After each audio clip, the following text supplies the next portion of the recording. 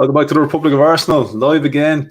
I guess I'll start by saying it's full time, Leicester, Man United. So congratulations to Man City, league champions again. So look, fair play. I don't think you can say too much against Man City this season.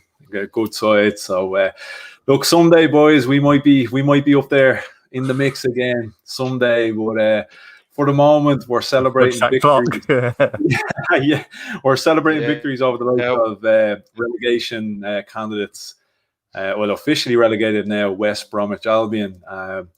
Look, a game that I found hard to get, overly invested in, overly psyched up in. But look, we will talk about some of the positives of the game. We did win. We did score 3 goals, a couple of nice goals, and look, we set a nice record.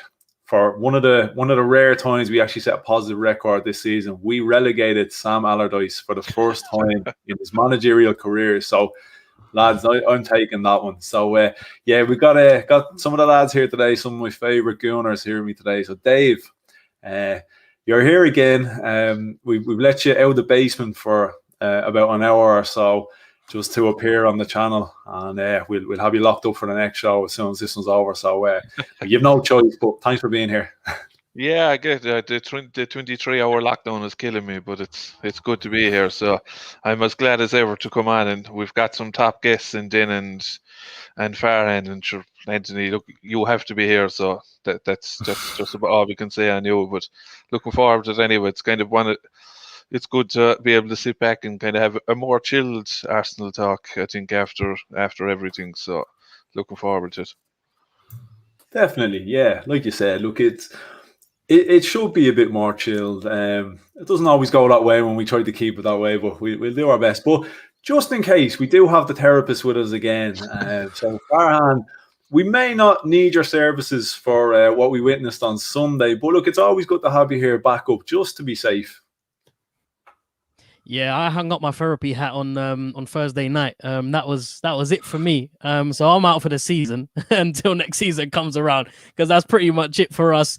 But nice. Listen, it's great to be here. It's great to have a nice, good old chinwag with you boys. It's been a while.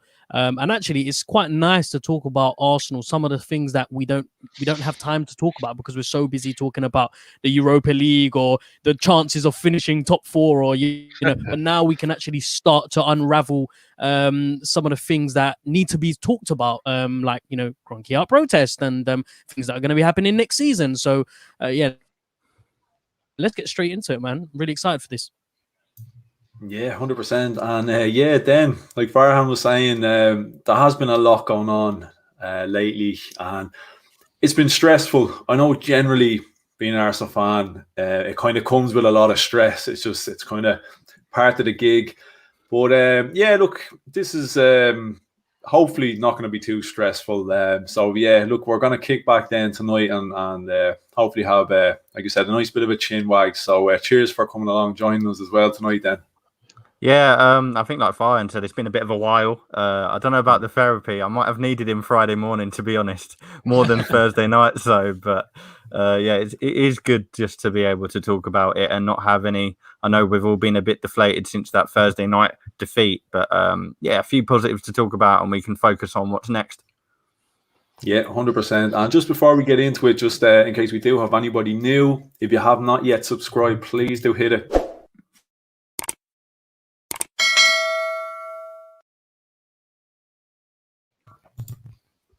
And also, do not forget to smash that like button as well. And you can see the Twitter handles down below. All the lads are there, so give them a follow and a bit of interaction on Twitter. Those absolute top guys, top gunners. Yeah, lads. Like I said, look, I found it quite difficult, and it wasn't just a West Ham game. I said this kind of going back a couple of weeks ago. I kind of struggled to get psyched up for Sheffield United. I struggled to get psyched up for Fulham. There's been a couple of games. This has been kind of a while coming with the Premier League. The fact of being eliminated now from the Europa League, yeah, it was a major anticlimax. Technically, there is still something to play for, but I think we all sort of know deep down it's not what we want. If we do get something out of this, it's more than likely going to be the Europa Conference League, and I don't think any of us are too sold on the idea of that. Possibly just finishing ahead of Spurs, but look, that's not our thing. That's not what we cling on to. We want to chase trophies where they want to finish above us. And I'm having a little dig there because I do see a Spurs fan in the chat. So sorry, had to be done. But big shout out. We'll give a big shout out to Pat. Pat is the resident Spurs fan, but he's one of the good ones who does support the channel. So, Big up Leeds. Big up Leeds. Big shout out. But yeah, look, I guess we'll kick it off. We'll jump into the lineups as we do at the beginning. I guess first and foremost, what I say is, look, in the grand scheme of things, didn't really matter what way we lined up. But Dave, I'll start with yourself. I was still a bit disappointed with the lineup. Given the fact that guys like Danny Ceballos, we know he's not going to be here next season.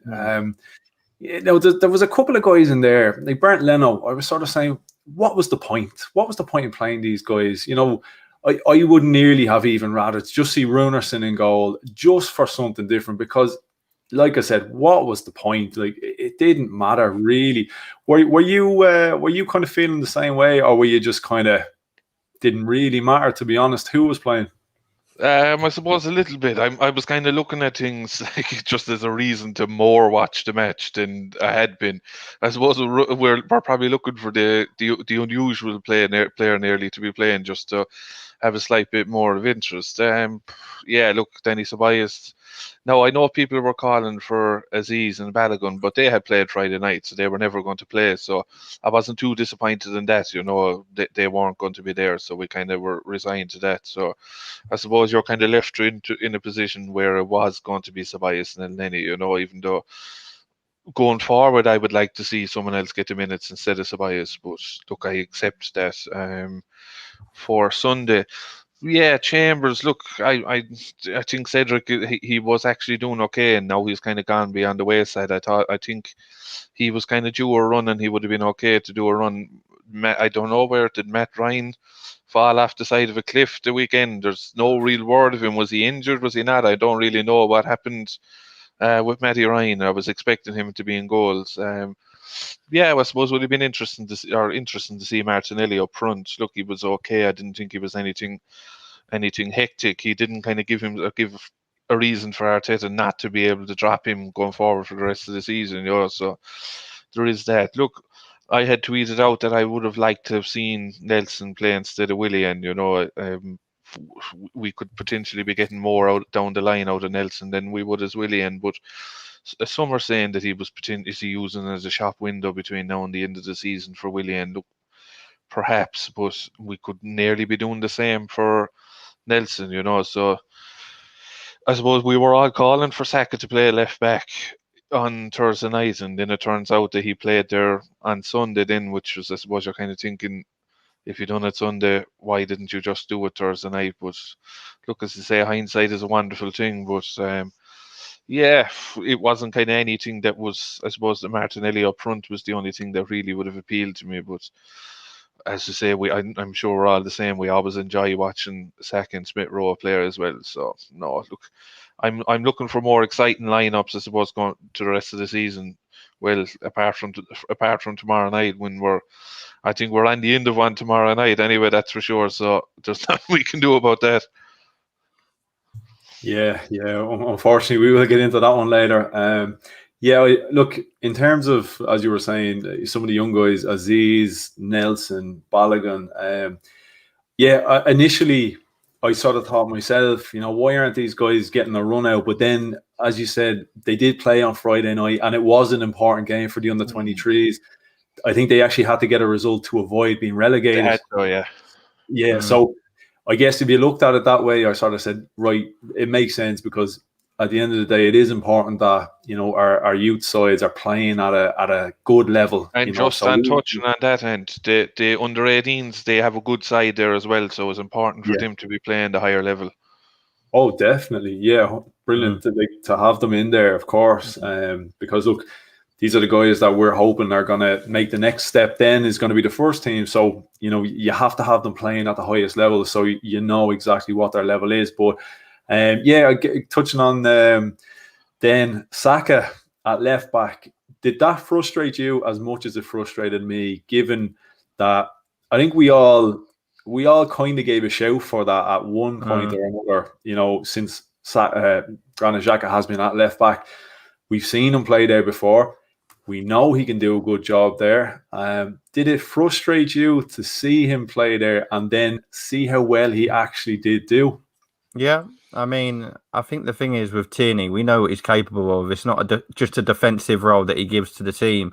It's going forward as well. You don't need to be a rocket scientist to realise that Xhaka's not capable of that. And not to go back to Thursday, but when Xhaka went off injured, we had KT back. It wasn't the KT we all know. You could see he was deflated. He was nowhere near fit. So I think that was really the time to change things. I'll be honest with you, that the lineup was a bit of a myth on Thursday. So I don't actually know what role Saka was given at the beginning of the game. It was a bit like the first leg. It was all a bit all over the place. Didn't know who was in the centre, who was out wide. So it would have been sort of good for once that opportunity came along. Okay, Xhaka's injured at left back. Let's not bring anyone in. Let's change Saka into that left back role and play someone else in the middle. Like there's quite a few versatile players there. So it's just annoying. It seems like he's trying to get on the fans' backs a little because a lot of people were calling for it. And then he does it in a game where it's not necessarily needed. And I know, like for England, for example, in the summer, Saka's not going to be realistically looked at and thought, yeah, you're a defensive player. I'll stick you out back. But when we need a left back and you know that he can do it there, why not do it, And he may have made that difference in a more important game because we see him do it on Sunday, which I'm sure we're going to. Yeah, it did frustrate me. Don't get me wrong. I really enjoyed Saka's, especially first half performance. But when I saw how well he was playing and I saw how dangerous he was, and I did sit back and say to myself, look, this is West Brom. Don't get overexcited. It isn't Villarreal. It's to be expected. He's probably going to have a run at these lads. But yeah, I just the more I sit about and I think about it, and I'm sort of saying, you know what, you try to accommodate, the left back position instead of taking Saka off the right hand side when you have a Nicolas Pepe, you're weakening your centre of midfield to put Xhaka in at left back, who doesn't offer anything in the way of going forward. And by doing that, it completely unsettled Thomas Partey in the midfield, left him completely exposed. And it's like Dave said about Cedric as well. It's more frustrating because we know we've got players that can play there. And like you said, I mean, Partey had his head called for on Thursday night. I've never seen anything like it. And as much as I agree he had a bad performance, that is down to the fact that he was left with too much of a big and important role. When you take Xhaka out that side, Partey's on his own. Realistically, I'm not being horrible towards El Neni or Ceballos, but he is, because he's got twice the job he would have if Xhaka was next to him. Yeah, that's it. Look, I don't care how good you are. That was an impossible role for Thomas Partey to play by himself. And Farhan, I think we saw the importance of having a guy like El Neni, because I really kind of focused in on El Neni in this game. He gets a lot of stick. Look, I'm not his biggest fan, but I'm also not his kind of biggest critic. I see what he does and I see what he's useful for. And again, watching what he did against West Brom, I sort of said, you know what, there was definitely a case for having an El Neni, that engine, that drive in beside a Thomas Partey who was completely left all by himself. But yeah, El Neni for me, he looked quite good against West Brom, and as well as that, what were your thoughts on Gabriel Martinelli as a centre forward? Were you getting hyped up about that one? Because I know I sat there and I sort of said, yeah, I cannot wait to see a bit of this. Now, we will talk about the performance, but just kind of initial thoughts on maybe the inclusion of El Neni and Martinelli. Yeah, I just want to make a quick comment on the Saka left back role as well. I was actually quite pleased to see him play on Sunday there, but I can also understand why he wasn't preferred against Villarreal, because if you remember who he would be playing up against, Chukwueze, I still question Saka's defensive abilities. I don't know whether he's capable of putting in a defensive shift like someone, say Cedric. But having said that, the decision to put Partey by himself in midfield was criminal, because it really did have a detrimental impact in the way that we were trying to build up play, and it was almost impossible for Partey. And as well as he's done, he cannot be the sole engine to run this the heart of the midfield. If you had put someone like Xhaka next to him and played Saka left back, that could have potentially have worked, because we know that Xhaka likes to drop back into a left back position when Saka or Tierney pushes up forward. So that chemistry might have worked. But in terms of Sunday, he wasn't up against anyone too challenging. There wasn't any threats on that side, as you can see. Robinson, in comparison to Pereira on the other side. So yeah, it worked. It worked a treat, and we saw the best of him. And it was funny how after Tierney came on and Emil Smith-Rowe went off, Saka was played left wing, and then he almost sort of dissolved out the game. We didn't really get to see much of him. So maybe the most efficient position for him is left back, but it's just also maintaining a good defensive balance in terms of like our central midfielders, and also how crucial they are to the system that we play. We've got a real problem, and I think this problem started from the moment we sent Torreira and Guendouzi out on loan, because you look back at last season or the season before that, where Unai Emery took us to the finals, and we went through a really good run of games without losing, almost finished fourth. And I do believe that had a lot to do with having a number of different players who can play in a centre mid position and who can do a really good job as well. Because with Torreira, you've got someone small, nifty, being able to be that sort of engine that El Neni is, but also tricky to get the ball off, and he doesn't make as many mistakes as El Neni does. Guendouzi, on the other hand, very bullish, very aggressive, and also a very good ball player as well. It's a shame that his attitude doesn't match the football that he plays on the pitch. But this season, we've been left with El Neni, Ceballos, and then Xhaka and Partey. And with any one of them injured, for example, your main centre mid choices, your Xhaka and your Tierney's, sorry, not Tierney, Partey's, if they get injured, then you're left with Ceballos and El Neni, who have good performances in them, but equally have a number of mistakes in them. So it's the reliability of having them in your squad. And it's also the mental aspect of things, because I think they do thrive on momentum and confidence. They're confidence players. It's not like Partey, who you have a player who, of how he's feeling, the qualities that he's got in his game.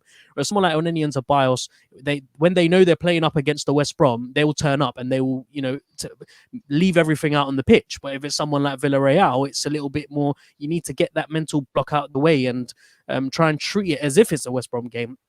Really, really impressed with Ceballos as well. And it's frustrating because, he's been one of those guys that has single-handedly almost every round taken us out of the Europa League, and that's what it's looked like.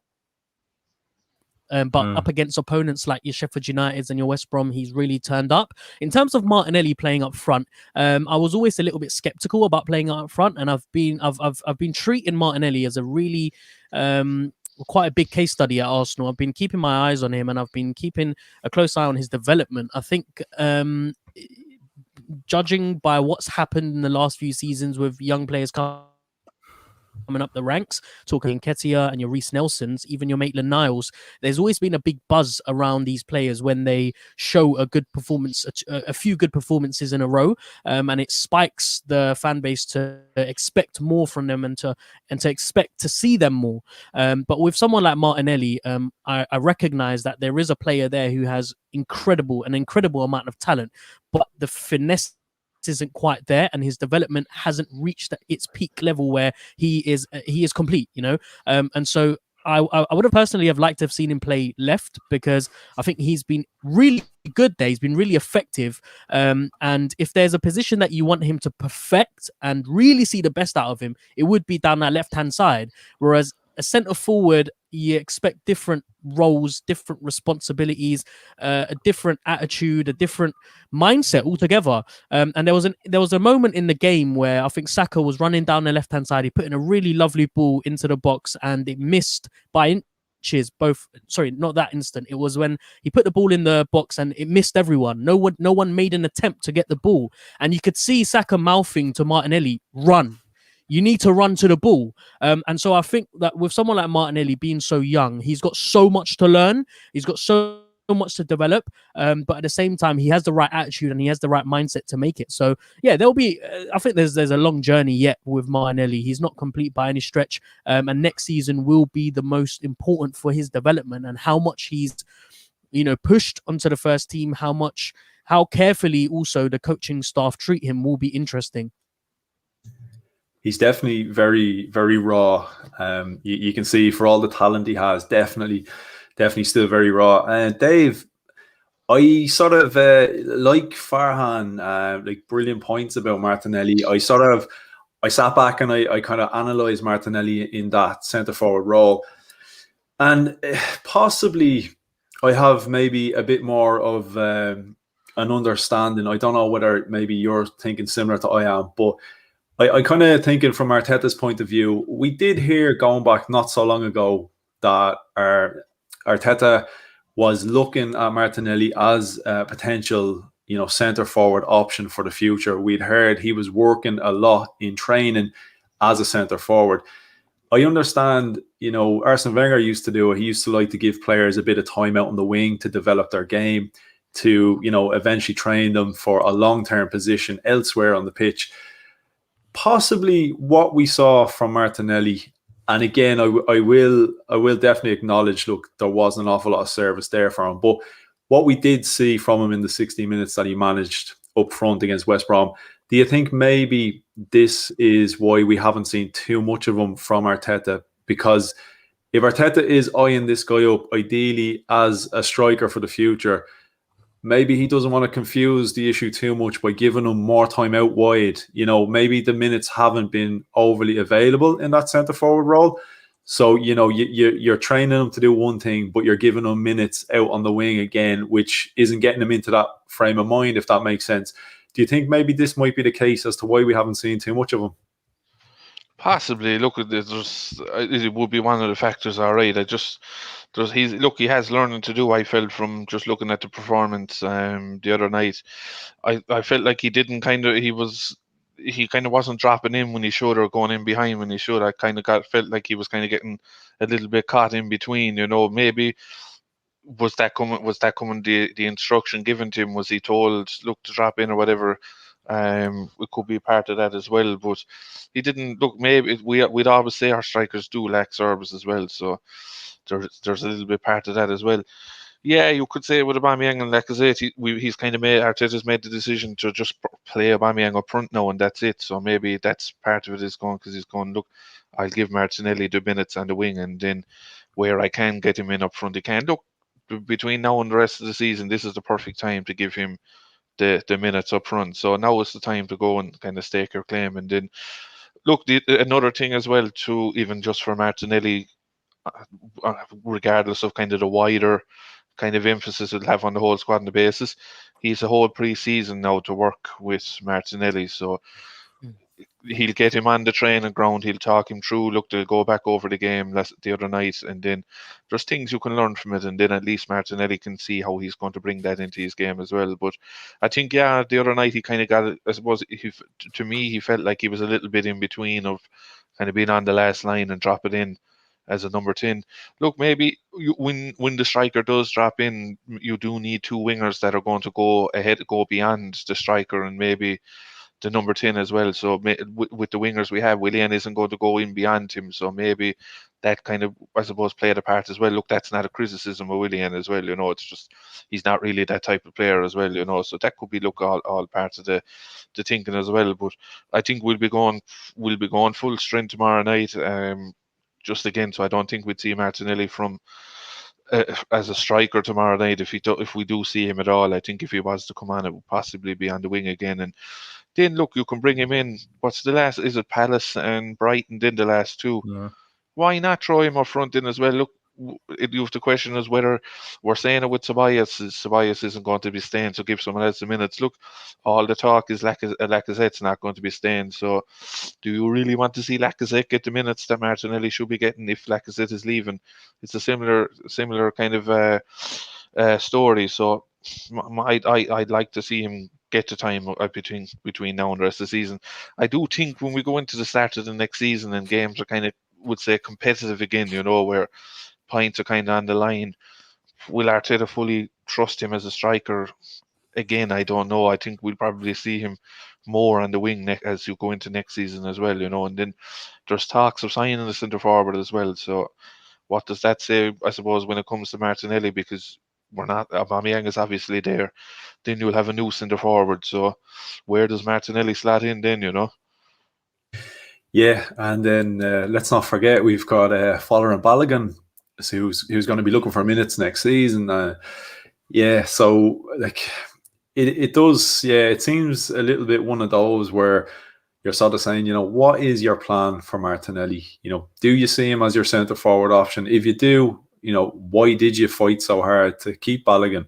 Are you going to let Lacazette go because of that? As you said, is Lacazette going? Is he staying? We're supposed to be in the market looking at new strikers. If we were already convinced that this guy, I guess, could develop into what we want, it's a tricky situation though, isn't it? Like yeah. when you look at the left wing, it's our busiest position. So realistically, I think a lot of fans just want Martinelli in the centre to see more of him. Because you look at Saka, you look at Aubameyang. If you're going to play Aubameyang and Lacazette, Aubameyang's probably out wide, whether it's left or right. You've got to put Saka in that somewhere. Pepe, he's okay. He's not been as impressive as people expect, but you most likely want to play him. You can't fit all these players in one. That's the problem. I've always said this. Up top, we're too versatile, and it goes against a lot of these players. Martinelli probably being top of that list. And just to touch on that as well, then, and lads, is we're not going to have Europe next season, so minutes become even more restricted next season. So this is what I've said. This is what I mean. Yeah. Transfer you're in a situation. Do you loan? Do you put Martinelli on loan for a season, or do you put Balogun on loan for a season? Look, I think we all probably wouldn't like to see Martinelli on loan, but when you're thinking about it, we're only going to be playing league. You'll play maybe a couple of Carling Cup games, and then you don't have FA Cup until January. You never, like, you could get, just for example, you'd have the Carabao Cup. You get Man City in the third round. You could be gone. Then does Martinelli have a game then till January? So these are all things you have to factor in. This is something that, sorry, Farhan, I was actually just going to throw this one to you as well. In terms of, like Dave said, games are going to be limited next season. If we do sneak the Conference League, I know nobody wants to be there, but definitely that would have benefits for the likes of our young players. So, whether we want to be in there or not, if we even treated that as a feeder competition for our young guys, because we've done it in the Europa League, so I can't see why he wouldn't give them minutes in that. So I would be more than happy for us to qualify for that purpose, for the purpose of development. I'd be more than happy to see us qualify for that. Would you agree with that one? Yes, I would. But I also wanted to throw out the point that it is now Arteta's responsibility to develop the way that we play our football. Because of the fact that our main outlet is down the flanks, that's where you need your Martinellis and you need your Pepes and you need your Sakas. But if we start to add another dimension, if the development and if the game plan is to try and feed it directly down between the line, then who's not to say that Martinelli couldn't fit into that type of role? Because he very much seems like the type of person to run in behind the defenders with sprint down the lines, and just like he did against Chelsea, just catch defenders off guard. And if we I feel like we've very rarely seen that type of play from Arsenal where they're being a little bit bold, a little bit direct, and that's what frustrated me a lot about the game on Thursday against Villarreal. It's like they knew exactly. I mean, it was pretty much an Unai Emery masterclass. He knew exactly what approach we were going to take and what type of attacking sort of outlet we were going to go for. And that's I think that's our biggest sort of Achilles heels. Like it's unfortunate that Arteta loves, throwing players down the flanks. And if you remember back to there was a period in time where we were generating like 25 different crosses, but we weren't able to score from like many of them, and it's gotten a little bit better with the type of balls that are going in the box, and it doesn't help that we don't have a target man in the middle other than Aubameyang. And Aubameyang we know is naturally a winger, so maybe if we can get a sort of like a target man in the middle like Giroud, then it would help. But I would very much like to see in the summer Arteta add that a little bit of depth into our game, where you can start use Balogun and Martinelli playing up front in a different role, rather than it being a case of needing someone like Lacazette to play almost like a false nine, where he's playing alongside the midfielders and he's being able to open up chances, open up little slots by slipping back a little bit. So and like you say, the Conference League is going to be pivotal for that reason and that reason only. And also, I say it with my tongue in cheek, that we could win a European trophy. And I get it. It's a conference. It's the Europa Conference League. It's we shouldn't really be looking down on the competition or having that sort of snobbery towards it. But ultimately we know that Arsenal Football Club need to be in the big competitions, the Champions Leagues. But we've heard it many times before, and I'm going to say it again, and don't hate me for it, but it's a process that we need to follow. And Arteta is a man that says all the right things, but this summer will really show us what he's made of, whether he's able to, because we are nowhere near the finished product. When I was watching us against West Brom, it really did hit home how far we are from really challenging with the big teams. I look forward to tomorrow night as being a game like you guys have already said, a potential spanking. But when we're playing against, and I tweeted this after the West Brom game, it was a very professional yet competitive game, and I have to remind myself that it was a game against West Brom. So that for me was really disappointing, that when we're watching games, when we're watching our opposition, when it's teams like West Brom, we can't finish them off. We can't be on the front foot for 90 minutes. Skin of our teeth, really, wasn't it? For some periods of the game, it really was. The first 10 minutes were awful. We looked shaky. Up until the goal, we then started to open up a little bit. And when Pereira scored that wonderful solo effort, it was for the next 15 or 20 minutes. It was until Willian got his goal. It was a case of everyone at the back foot, making sure that we were preserving that lead. And it just seemed like confidence that makes a big difference in this Arsenal squad. Unless we have momentum on our side, it seems as if there's two different teams playing at the same time. Just quickly to since you brought it up there, we might as well talk the goals, and I'm jumping straight ahead to the Willian goal. I just want to put this out here. I was thinking we'd see it. I'm just putting it out there. I'm just saying, Conor McGregor became known as Mystic Mac for a while, so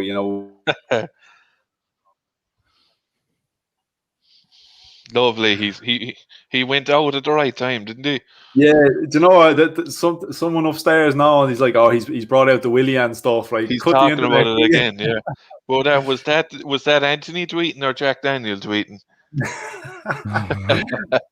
I'd like to take a bit of claim, but at the same time, I'd like to think if I wasn't under the influence of Jack Daniel, I probably wouldn't have considered William for a goal. But no, I don't know what it was. It just I had one of those feelings in the game. I don't know what it was. I just said, you know what, just the type of game this is, because it means absolutely nothing, no pressure, nothing to play for. William's going to show up here tonight and he's going to score a goal. It just felt like it was one of those. But no, it definitely added to my fun of watching. Did you see? And after the goal, then it like showed the clip of Arteta, and he kind of just muttered something. You're just thinking in your own mind, we know what you're saying.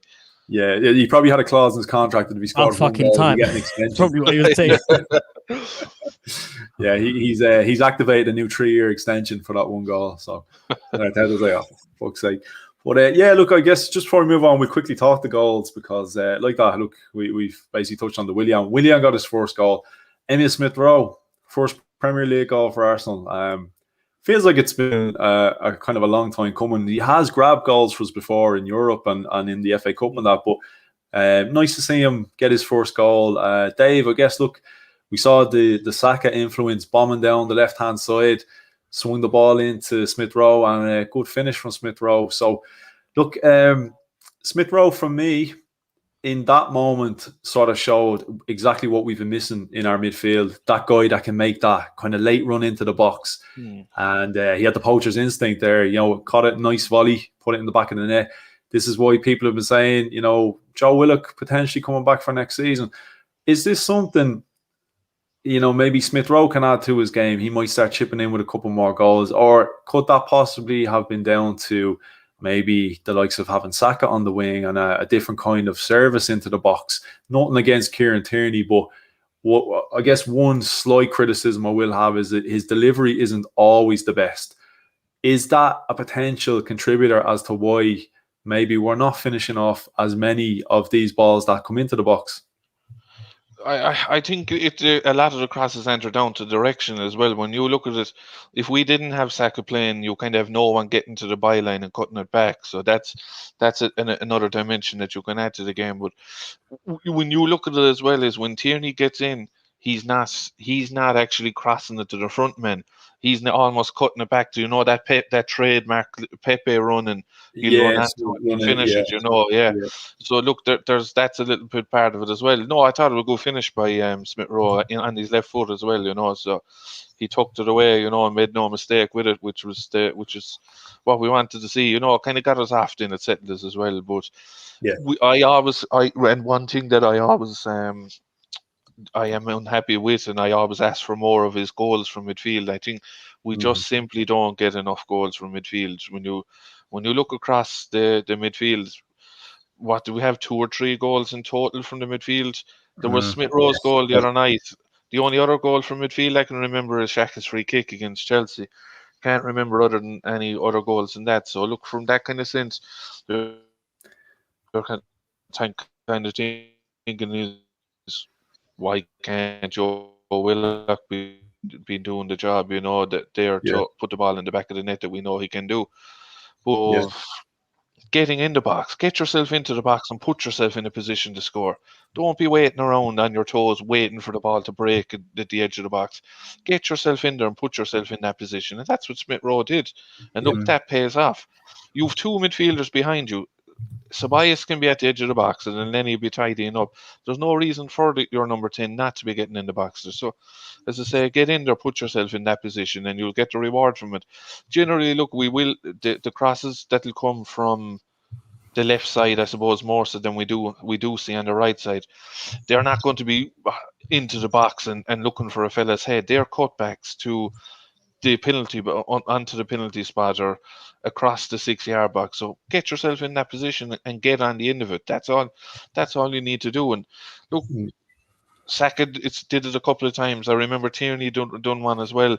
Look, it didn't nothing came of it, but as the midfield, there can be service there if you want to put yourself in that right position, and that's what he did. And I see people were unhappy actually with Arteta. Actually, after the game, they were saying he was a little bit critical of Smith-Rowe, but he was kind of a little bit easier than he was on Willian in his comments after. But look, I don't really read into that much as well, as I kind of be going, Smith-Rowe isn't a finished article, so he does need to continue improving. So I have no problem with that as well.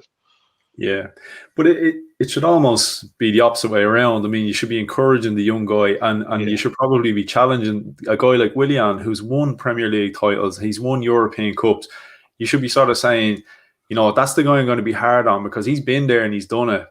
And, he should be the one that's able to take it, whereas you want to be, I know you want to be challenging the youngsters to be better, But I've noticed that about Arteta as well. You know, I don't know, he can be a bit harsh.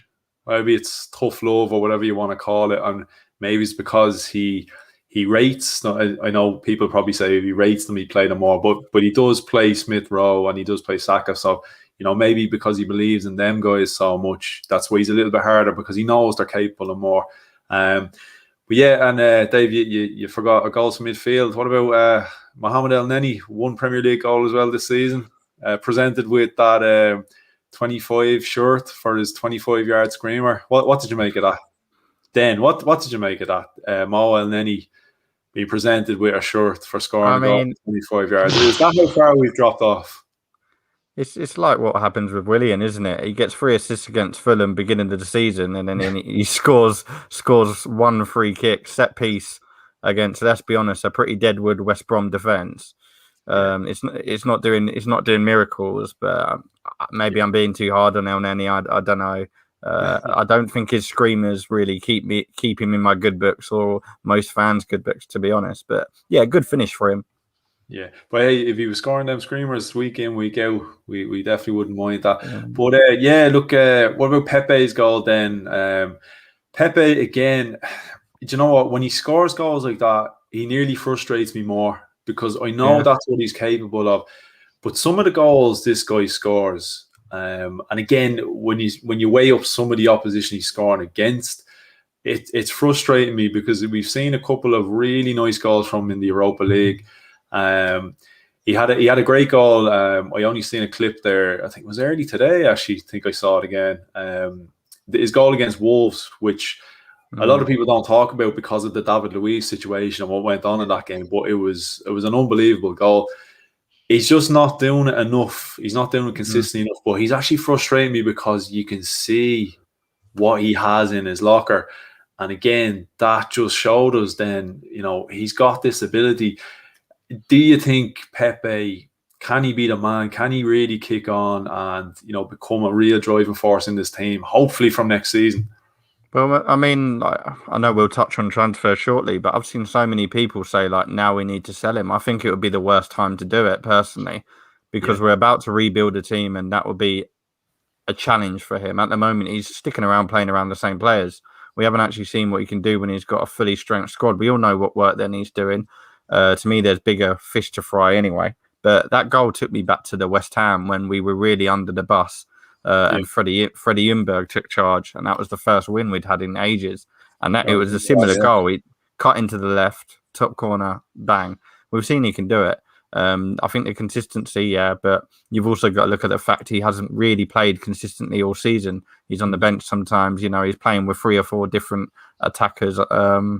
Not to be on the defence. Like, I think he does need to improve. I think he's been around a long time now, where he needs to start showing, like, okay, this is what you paid 70 million or 50 million, whatever we've paid so far.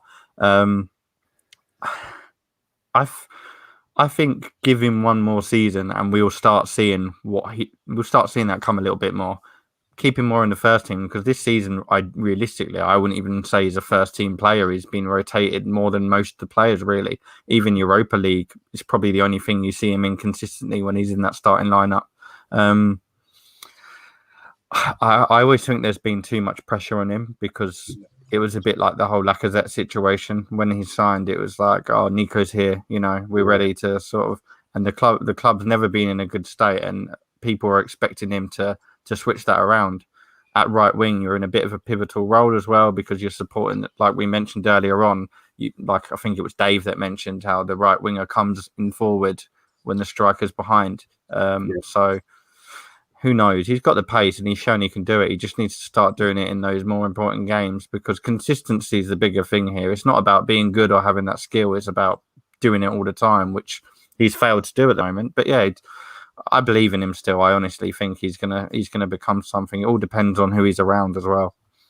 But what frustrates me, lads, is when he gets on the ball and he's on a break, like, it feels like he slows everything down so much. It's like he wait in and he'll beat a man, and you're kind of just going, like, waiting for him to do something else, and he'll just tip it back to the midfielder and he's gone. People would say he's picking up the ball too deep, but go at it. Like he doesn't seem to have that drive, like he did the other night for the goal when he cut in and scored. Like we see that so little. Like why go at the man? And I agree with that. I think I feel like he has, like, they say he's got the zig, but he hasn't got the zag. I don't think he is the finished product at the moment, and he ideally needs to be. He's 26, 27 years old. He's not a Smith Rowe or Saka. He's had that experience now at Arsenal and beforehand in the French league. So there's no excuses with him. Like you get that telling off at the end of the day if you're not doing it properly. But I also think, like Danny's just mentioned here, he said, like, Pepe is like a comet, only comes around every 4 or 5 games, but due to Arteta sitting him on the bench, it's 5-10 games. Very good point, because if you start playing games and then you get dropped and you start playing again, I don't know, who knows. And it all depends on that right back as well, to be honest. He's played with more right backs in one season than I've ever seen a right winger do. Like, I can think of four on the name now. That seems to be kind of a theme this season, though, isn't it? Because it's a great point. Like the lads like Aslan and Dubber Ducky are. As I was talking about, I didn't even see the comment. I love that name. I love that name. But like they're saying, look, you could definitely benefit from a better fullback because everything seems to be on the left hand side for us. That's where the majority of our strengths lie, on the left hand side. And I always feel Pepe, we see more of him when he plays on the left, and maybe it is down to because he's got a stronger fullback. But I guess this kind of ties into other positions on the pitch as well. I know everyone is a fan of Gabriel. I've seen a few people being a little bit, a little bit hard and critiquing a bit lately. But at the same time, he's kind of suffering from the same issue I think Pepe's had, that he's not been overly regular in the side. He gets his opportunities now and again. And again, he doesn't know who he's playing beside this week. He doesn't know who he's playing beside next week. There's probably a bit too much chop and change going on here with Arteta. He's not allowing these guys to gel into the team and form partnerships. I definitely think that's going to be a big part going forward. I think the main issue is Arteta. I don't think he knows what his strongest lineup is, which look, I suppose we'll slightly shift on into the Chelsea game, because obviously there's going to be the comparisons with Tuchel and what's gone on, and look, we might as well we'll go into it this way. But this is where I guess we're going to see different things now.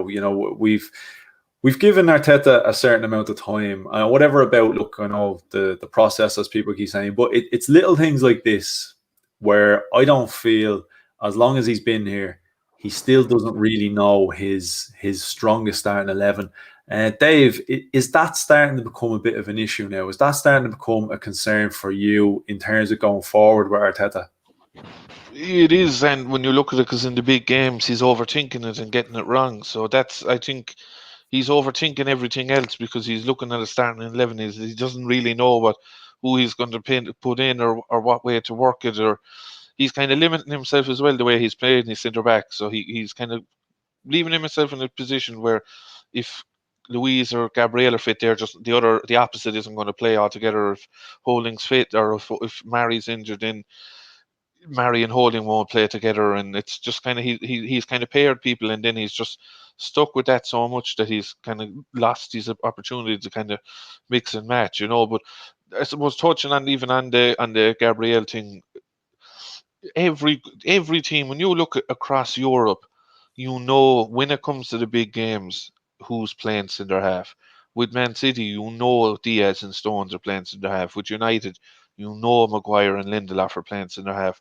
PSG, it's Marquinhos and Kempembe.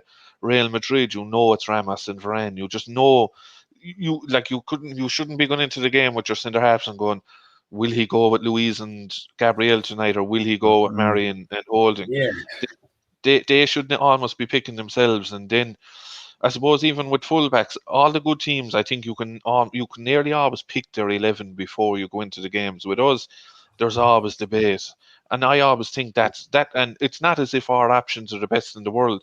But when you look at it, you look at Man City, they've nearly they've the bones of two teams, but you could nearly, when it comes to the big games, you can nearly pick what Pep Guardiola is going to play when it comes into it, and likewise with everywhere else, you kind of know what you'll know what they're going to pick, and then you'll build from there. I don't think he knows really what to do on the left wing point of view. Is he putting Pepe in there? Kind of, I suppose that worked the most out of everything else, probably. But I think with Pepe on the left wing as well, as we said, I think he doesn't overthink on the left wing. He's kind of he doesn't have that kind of time. I think he knows kind of he has to do something, and then that's it. And then he's always cutting in on the right wing as well, whereas the left wing, he kind of can go both ways, I suppose. When you look at him on the right wing, he'll never go down the wing and cross the ball. So you take that, I suppose, when you look at it, Pepe is going to cut in. But I think looking at team selection tomorrow night and going forward, I just hope he doesn't overthink it tomorrow night again. That's the last thing we do. Look, we know Chelsea are a good side, and they have an FA Cup final on Saturday, they have a Champions League final, and you're not getting there by chance. But look, don't overthink it again and leave us getting beyond the end of one. I think Luis is out, so you can't. But he's not going to play Mari and Gabriel together, so we know it's Mari and Holding are going to pick themselves, so we know that. So you could almost pick that. Who's going to play a right back? We don't know who's going to play a right back. Who's going to play a left back? Again, we don't know who's going to play a left back. And then if we don't, we're kind of not seeing consistency. So that goes to show Arteta doesn't know what his best team is. Is he going to play? Is Xhaka there? I think Xhaka's back. So is he going to go with Xhaka again, left back, and then go Partey and someone else in midfield? Yeah. We're debating it. I think he's doing the same thing, so that's never a good sign. So how do you plan for a game I think he's, when you don't know? I think he's sitting in the chat listening to us right now to try get ideas of what he should do, because he tends to do that. Like, for anyone who doesn't know, shout out Mikhail in the chat. We know you're a big fan. You just have to ask. We'll play next season. You just have to just inbox us. We'll be available. But I just see one of the comments there. Look, should he stick with a centre back pairing even if they make mistakes? I can see why he chops and changes. And yeah, look, if your centre halves are making mistakes, obviously you're not gonna leave them in there. But I think the problem is we're seeing a mistake and a guy he's disappearing. You're not, mistakes will happen, especially while a partnership is gelling and forming. Like, people are saying next season, Gabriel and Saliba is going to be our partnership. Now, you have to take into account, if that's the case, both young, both inexperienced, both don't look like leaders, both look like they can benefit from an experienced leader beside them. If that's our partnership next season, there is going to be mistakes. Absolutely. 100% there's going to be mistakes. It's inevitable, isn't it? Because we don't know who's going to be on the right side either. Like, we're going to need a new right back. We don't know how fit Tierney's going to be. We're going to have a backup left back, whoever that be. And I think, touching on what Dave said and what we've mentioned here with the centre backs pairing, the centre halves, it's one of the most pivotal roles in the team. If that's not working, the rest will fall with you. Do you get what I mean? Like, you need to have that sort of communication and trust in your centre halves and your centre midfields. If Xhaka and Partey are there next season, or whoever it be, I know we'll touch on transfers shortly, but whoever's there, they're going to want to know that the people behind them are rock and solid and they can do a job together. With Gabriel and Saliba, I can't see that. I think I cut you off, Anthony. Sorry, but just just touching on. I think the problem is as well with, like, we saw United today. They played a B side, near enough C side. I didn't know half of the players there. With Arsenal, what the worry is for me, we haven't even got that many players in terms of quality and depth. We really haven't got like a Man City, a Man United, a Chelsea. Even Chelsea, they could put out a second 11 tomorrow and, it would still be just as good. It would be a contending side. We haven't got that. We haven't got that at all. And the fact that he's still having problems making decisions when he lacks such depth. If we went and signed players next year, what is he going to do then? Because he's going to have an even bigger situation. He's going to be worrying about 5 or 6 defenders, whereas now he has the 2 or 3. That's a worry alone, I think. If you can't handle an Arsenal side, who if you lost 3 or 4 out of that squad tomorrow, you could probably, you'd be pretty shifted. We've seen that this season. We get one injury and we're a bit of a shambles. So that's the problem. Tomorrow he's got to make it. like we said with injuries, Louise is out, Xhaka's back, and certain players played on Sunday. I suppose he'll switch that up. Aubameyang will probably have to be back because he's the only one that didn't feature, I think, out of the main lot. So it's a pretty obvious, and it should be an easy job for him. Mm-hmm. But with Arteta at the moment, I mean, I've always been Arteta in every time, even when I've come on this. Yeah. I don't trust him to do the right thing with even a fit 11. Even if he had just 14 players there, I'd still somehow expect him to put out the wrong team, and I think that's the big worry. Yeah, I think that's the thing. I guess, look, talking about kind of who might line up tomorrow. Look, in the grand scheme of things, we know for ourselves. Look, we want to get out there and give a good account of ourselves, even if it doesn't really matter. You know, nobody likes to lose, especially against one of the top sides, a London rival. Dave, are you expecting maybe would Tuchel, he might be kind to us in terms of a lineup tomorrow, given the fact that there's not really a lot in it. They do have an FA Cup final, they do have a Champions League final.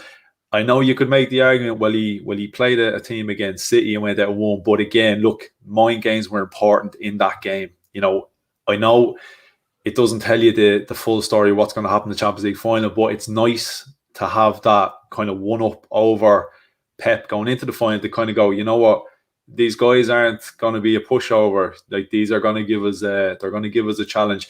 He's probably not thinking that coming into this game. He's probably saying we can probably afford to rest a few guys tomorrow. So, well, what are you thinking? Or do you think Tuchel's that kind of guy? Do you think he's going to want to win regardless?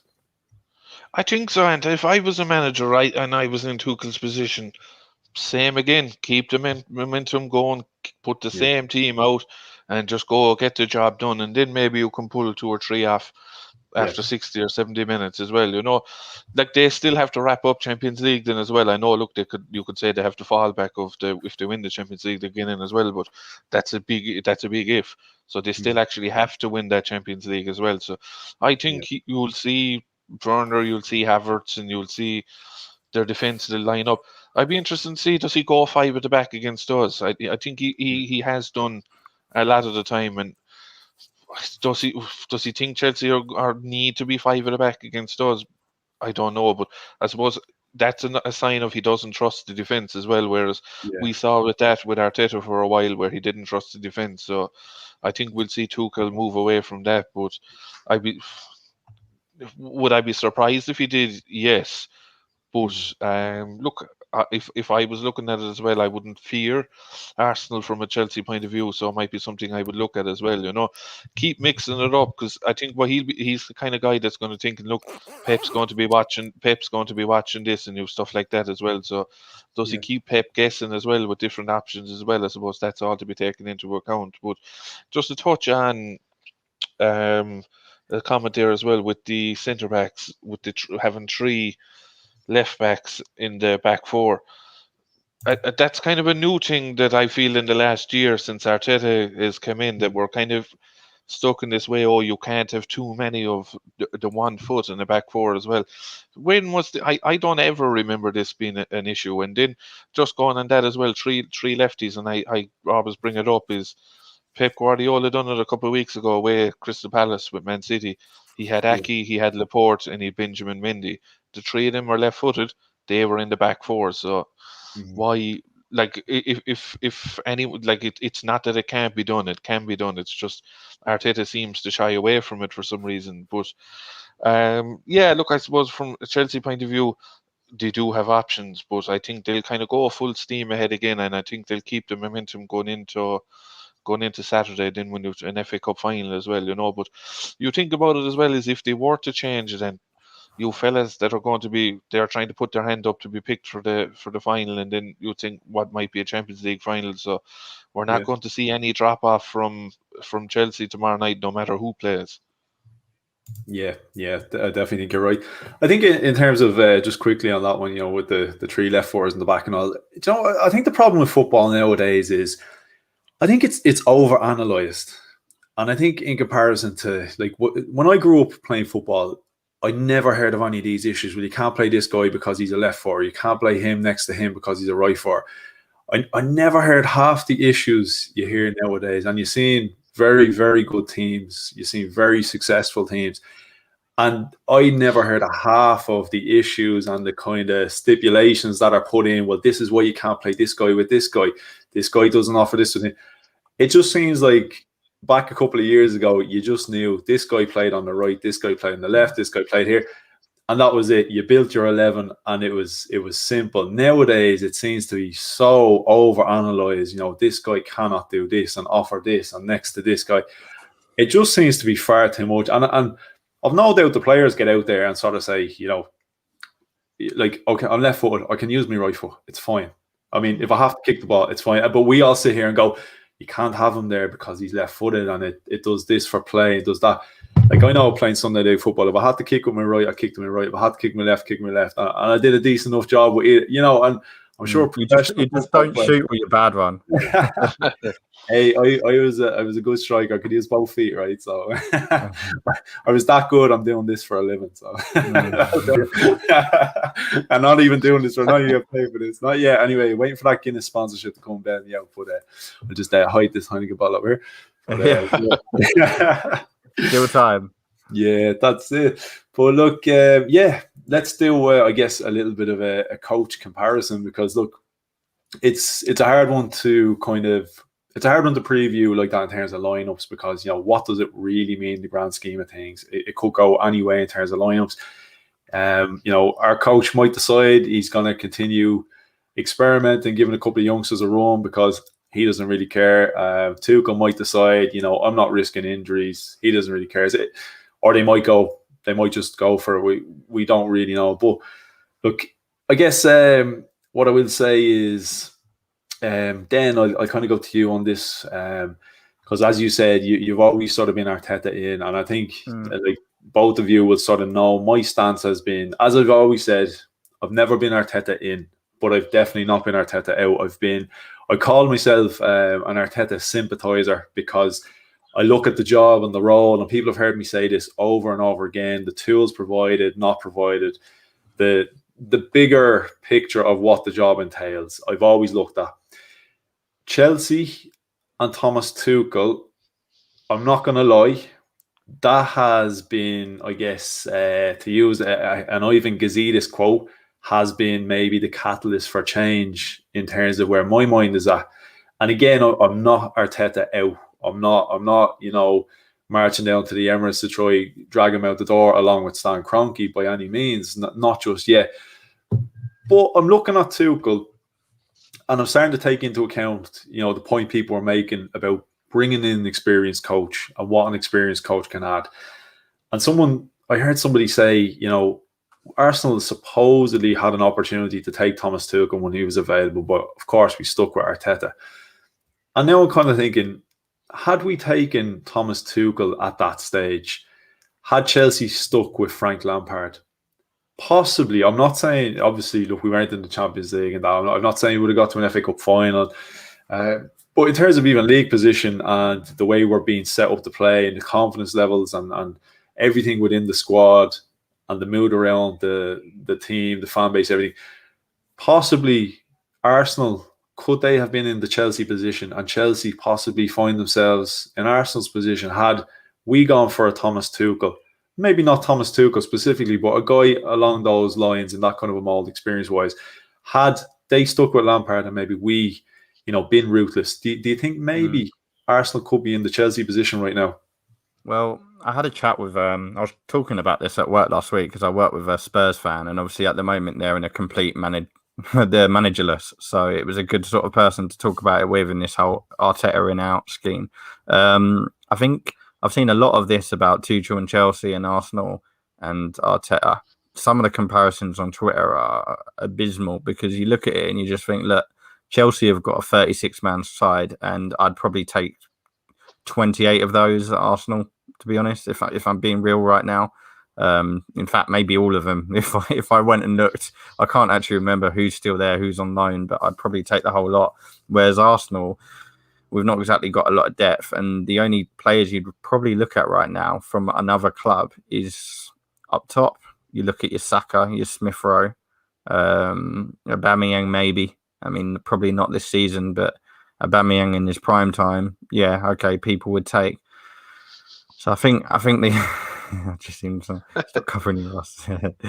He's right, you know. This is my job as a host. I have to somewhat be on the fence. So. I think any manager, and I'm not saying like I'm not a genius, I'm not an expert, but I think any manager with this team this season probably would have been about where we are now. Perhaps would have gotten us to that 5th, 6th position. I don't think would have been in top 4. I just think there's too much work there, and the players we've wanted to rely on, we haven't. The players we didn't expect to rely on, we have. Smith Rowe is a big example. I saw someone the other day say on the channel, and it made me leave the channel, that Saka and Smith Rowe have become worse since Arteta. And I thought, how can that make any sense? Smith Rowe didn't play under Emery. Like he was out on loan for 2 of the 3 seat or whatever it was. Yeah. Saka, we didn't even really know of until this season began. I didn't even know what he was capable of. I barely knew his first name. But this is what I mean. I think Arteta does get thrown under the bus a lot, and I've said that this season. You've got to look at realistic. You've got to wake up, smell the coffee, and think there is work to be done in the field. The problem he's got is that with the little he's got to work with, he's not making good work of it. He's sort of making the wrong decisions. That's where it goes wrong. And I think Tuchel probably, or any manager, even if you look at, a lot of people are talking about Allegri, he's still out of work. I think even him, he might have that head to wake up and think, right, that's wrong. I'm not going to do that. Albert's getting me to expose. We need names. We need names. I'll tell you off air, maybe, and then I'll let you go watch the channel. But I'll tell him, bro. But it's just I think the problem is these little things which he gets wrong is where you do need that experienced coach. Like with Smith Rowe, just touching that very quickly, we saw him in a cam role on Sunday. And it's like this season, he's switched back and forth between wing and cam. And the way I see it, like Farhan mentioned, I think it was Dave actually, about Martinelli out wide. He's proven that he can do it out wide. So when you mix it, okay, right now it's all right because we're not really playing for anything. But you got to keep players in positions where they excel. I wasn't a fan of Smith Rowe on the wing at first, but he started to excel there. And then you put him in a cam position with Martinelli up top, and it's like, oh, okay, that's quite a big role for the two of them. Because, like we said, Martinelli wasn't dropping back. And as much as I rate Smith Rowe, he hadn't been used to playing in that 10. So it's like, can you really count on them?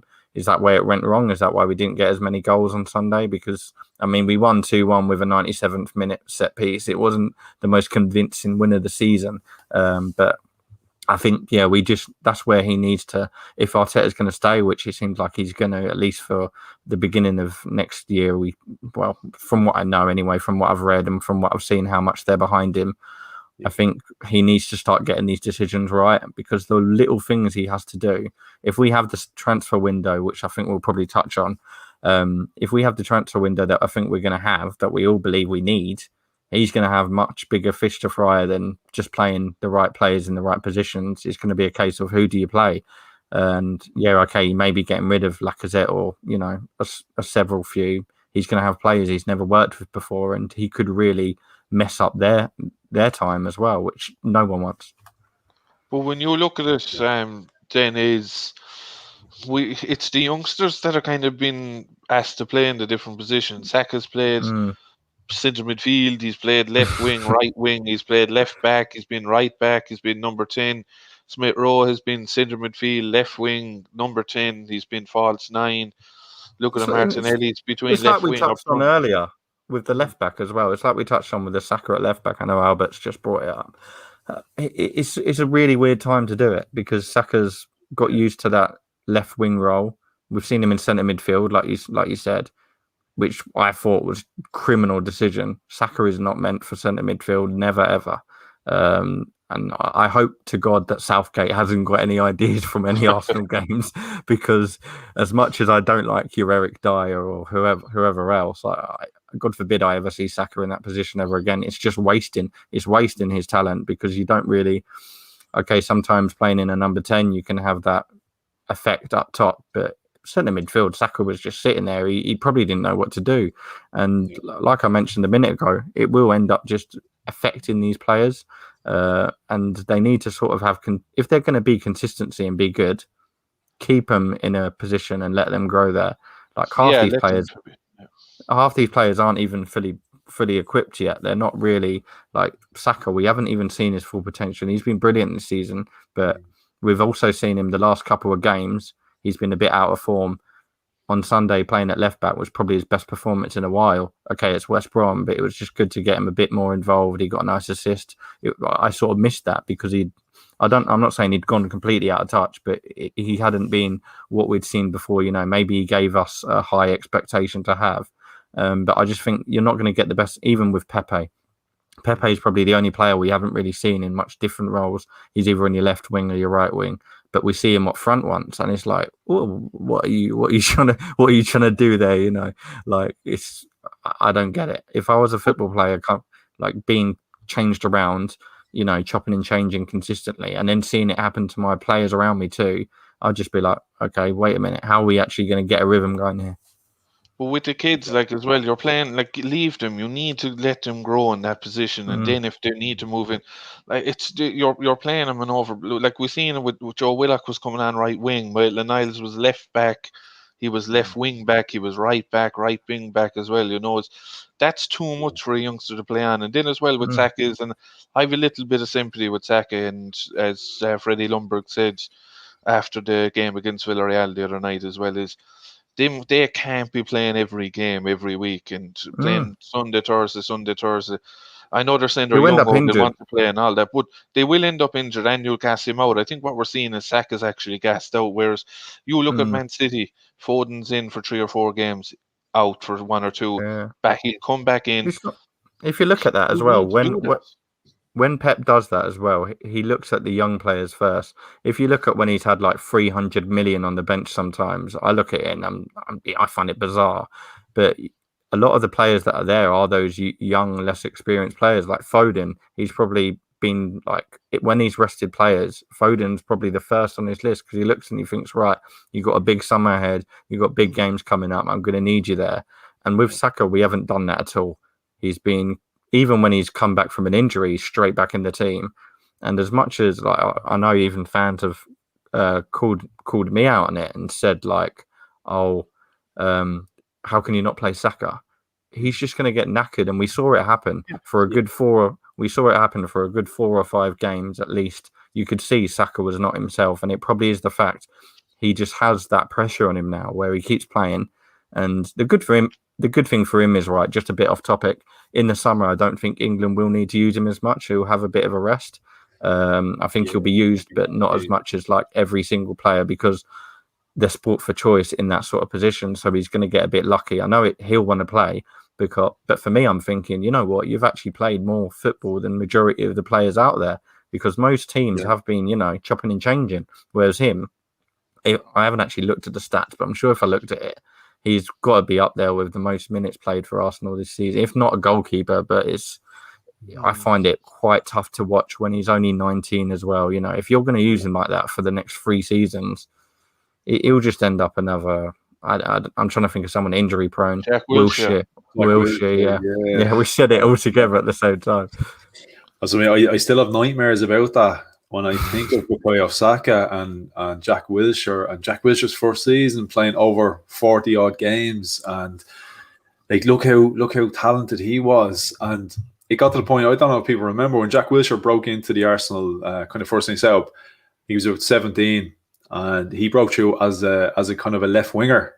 So I mean, he was a quick winger when he broke in, and obviously he got moved into more of a central position. But I think part of that was because even at an early age, his legs were going. We ran him into the ground the first season. We bled him dry, and I would hate to see that happen to Smith Rowe, especially given the injury problems he's already had. And we've heard he suffers from muscular issues. And we had another great player a couple of years ago had the same problems, was Thomas Rosicky, who we could not keep fit. He kind of reminds me of Rosicky in a sense. I don't know whether it's just the socks or something, but there's something about the way they play, or the muscle injuries or something. But I guess, look, to kind of go back to Arteta a little bit, I think it's a bit harsh for people to say, look, I don't see any improvements under Arteta, because I do. I see like that. Bukayo Saka has kicked on, and I know he made his breakthrough under Unai Emery, but he hasn't stagnated under Arteta. He has only improved. You know, he is improving. He is getting better. So you've got to give Arteta credit for that he hasn't, you know, looked good and then come in and then his progress has stalled or he started going backwards. Any little bit of progress that stalled, you know, it seems to be he just needs a bit of a rest, and then once he gets that, you see him kicking on a bit again. Like the same with Smith Rowe. I'm seeing progress on Smith Rowe. I'm seeing progress out of Pepe. I am seeing progress out of Pepe, and like we did talk about him earlier, it's not consistent enough, but I'm starting to see some of the basic stuff, and I think this is where I will give. It's a catch-22. I think what Arteta is good at is he seems to be good at sort of training the basics into players, and he's trying to get them to tighten up. Because if you look at David Luiz had a pretty solid season, despite the injuries and that. It's been one of his better seasons. Players like that, I think he's getting the basics right. Even Granit Xhaka, I think everyone would have to agree this is one of Granit Xhaka's better seasons. So the basic jobs, I think, is what he's improving. I think the problem is where Arteta's fallen on his face a little bit is by drilling the basics a bit too much. I think he's killed the creativity of certain players, and that's why we're not seeing, you know, the free flowing football. We're not seeing the build up play we're used to as Arsenal fans. We're not seeing us create enough opportunities. We're not scoring enough goals. He's almost a bit too safe. You know, I wouldn't even call him defensive. We know he came in and he shored up the defense in his first couple of months, and that he did a great job in that sense. But yeah, it's too basic and a bit too safe at times, and it sort of kills the creative expression of a lot of our players. But yeah, I guess Dave, kind of talking about that and progression of players and development. You know, I did say at the beginning of the season, I'm not just throwing out there to be like, yeah, look at me, I predicted this, but I was asked at the start of the season, you know, your expectation of how far this thing could go, and I did say we would struggle to get top six. I did say that, and I didn't say that's because of Arteta or whatever. I did say, looking at this squad, I didn't feel we were a sure thing I definitely didn't think we were getting top four, and I thought at a push we would get top six. Now we've fallen pretty far off the mark, and I didn't think we would be that bad. But looking at the squad, there is talent in there, and I always say there's no point in having all this talent if you're never going to reach the potential. Like, there's just no point. And we can sit here and we can talk about plenty of players in the past that we had that were talented but never made it. We could be looking at half of this squad again and saying they're talented, never make it. Does this give you a bit more cause maybe to reassess the managerial situation? And look, this is a hypothetical question because we know Arteta is staying. But if you had an option at the end of the season and you looked at the talent that's in this squad, Smith Rowe, Martinelli, Balogun, Saka, Pepe, you name it, are you looking at that and sort of saying, is it time to bring in a more experienced coach that can harness this talent and help them progress to the next stage? Or do you think, do you really believe Arteta can be the one that's going to kick these guys into the next gear, like, and move up a couple of steps? That's the $1 million question. That's a tough one. Like after Villarreal, I was never really, I'd say, Arteta for example, after Villarreal. But after Villarreal, a lot of things kind of came together and fell together, and I was kind of thinking, no, do we need to get him out? And then I didn't think Sunday kind of did anything to do me any favors. And then I don't think he can take a hammering on tomorrow night as well. I just don't think he can. Like, there's too much kind of animosity as it is, and then you can't go to Chelsea and take another hammering as well. Like, so I think, yeah, look, as you say, he is going to stay there. What I will look at it from the other side of the coin is maybe when he has another transfer window, which is good. Of course, he more chance to get in his players from an Arteta point of view. Maybe once he gets that little bit of time to sit back and take a step back from it and kind of reassess and kind of go, look, I did get this wrong, I got this wrong, and I got this right, and this worked, and I stopped doing this. Why did I stop doing this when this was working to do? Look, you sometimes you need to take a step back from something as well to kind of look at it and really have a look and say, this is what I did right or I didn't do right. He hasn't had a chance to do that as well. Let's be honest. He came in, we ended up into the middle of a pandemic, and then he'd no preseason. We finished one season, we were into a new season straight away.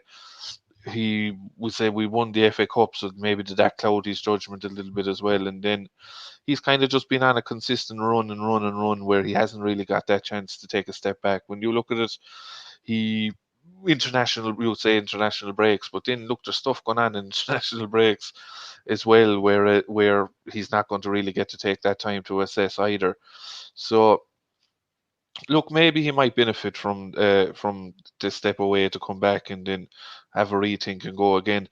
It's such a hard question though to say, would I get rid of him now? I think we're all in the same boat. We're looking at Tuchel with coming in with Chelsea, and it's really like that's thrown us off completely. I think it's just, but then you look at the other side of the coin. Is Spurs got rid of Mourinho, they don't have a manager yet. They're getting turned down from fellas apparently, and then they're still waiting to get that new manager as well. So where you say, so you could say, look, there's better out there than Arteta, surely, but I don't see a whole pile. And then you have to take into consideration also is who's actually going to come to Arsenal in the position that we're in. Yeah, we're a big club, third biggest club in England and all that, but you look at it, what's more appealing to a manager at the moment, to go to Arsenal, go to Leicester, go to Everton, for example. Look, I know West Ham and Everton and those likes aren't going to be actually they're not going to be looking for new managers, but when you look at it, are they in a better position for us for a manager to come in as well? There's so many kind of factors to take into it as well, is where Villarreal is the problem in my head. That's what keeps coming back into my head. Is I knew he got things wrong before, and managers can get things wrong. I accept that, but getting it so blaringly, obviously wrong, 2 legs in a row. We didn't score a goal from open play. I can't remember a huge chance even over the 2 legs of nose, and then with 3 strikers on the bench, and we played a number 10 up front in a false 9 position. It's down to those big games. And look, we've another big game, I suppose, when you come and look at it. It's Arsenal and Chelsea tomorrow night, and then is he going to overthink it again? That's again is my other worry. It's just it's a hard one. It really is. I just don't know who we could get in at the moment that's going to take us to that next level. I would love Antonio Conte. He'd be my number 1 pick, but there's talks of him leaving Inter. I think he'd be mad to do so, but he'd be kind of my number 1. And then if you're asking me who I think would be realistic and who I would like, I would always the 2 in my head are Gerrard and Gasperini at Atalanta. So they're kind of, I suppose, opposites when you look at it. But Gerrard has went out and learned his trade, and now I think he's ready to take that step forward. There's Gasperini has kind of been around the block, and look, he has Atalanta playing some good football, top football. They're exciting to watch as well. So you're kind of, it's just, I really don't know what I want at the moment, to be honest. I can't answer the question. Yeah, I think that's the thing as well. People are forgetting that. People are looking at Allegri and saying, well, Allegri's available. I think the problem is probably what's going to be best for us is probably going to be someone who's not actually currently available. It's going to be someone who's sitting in a job.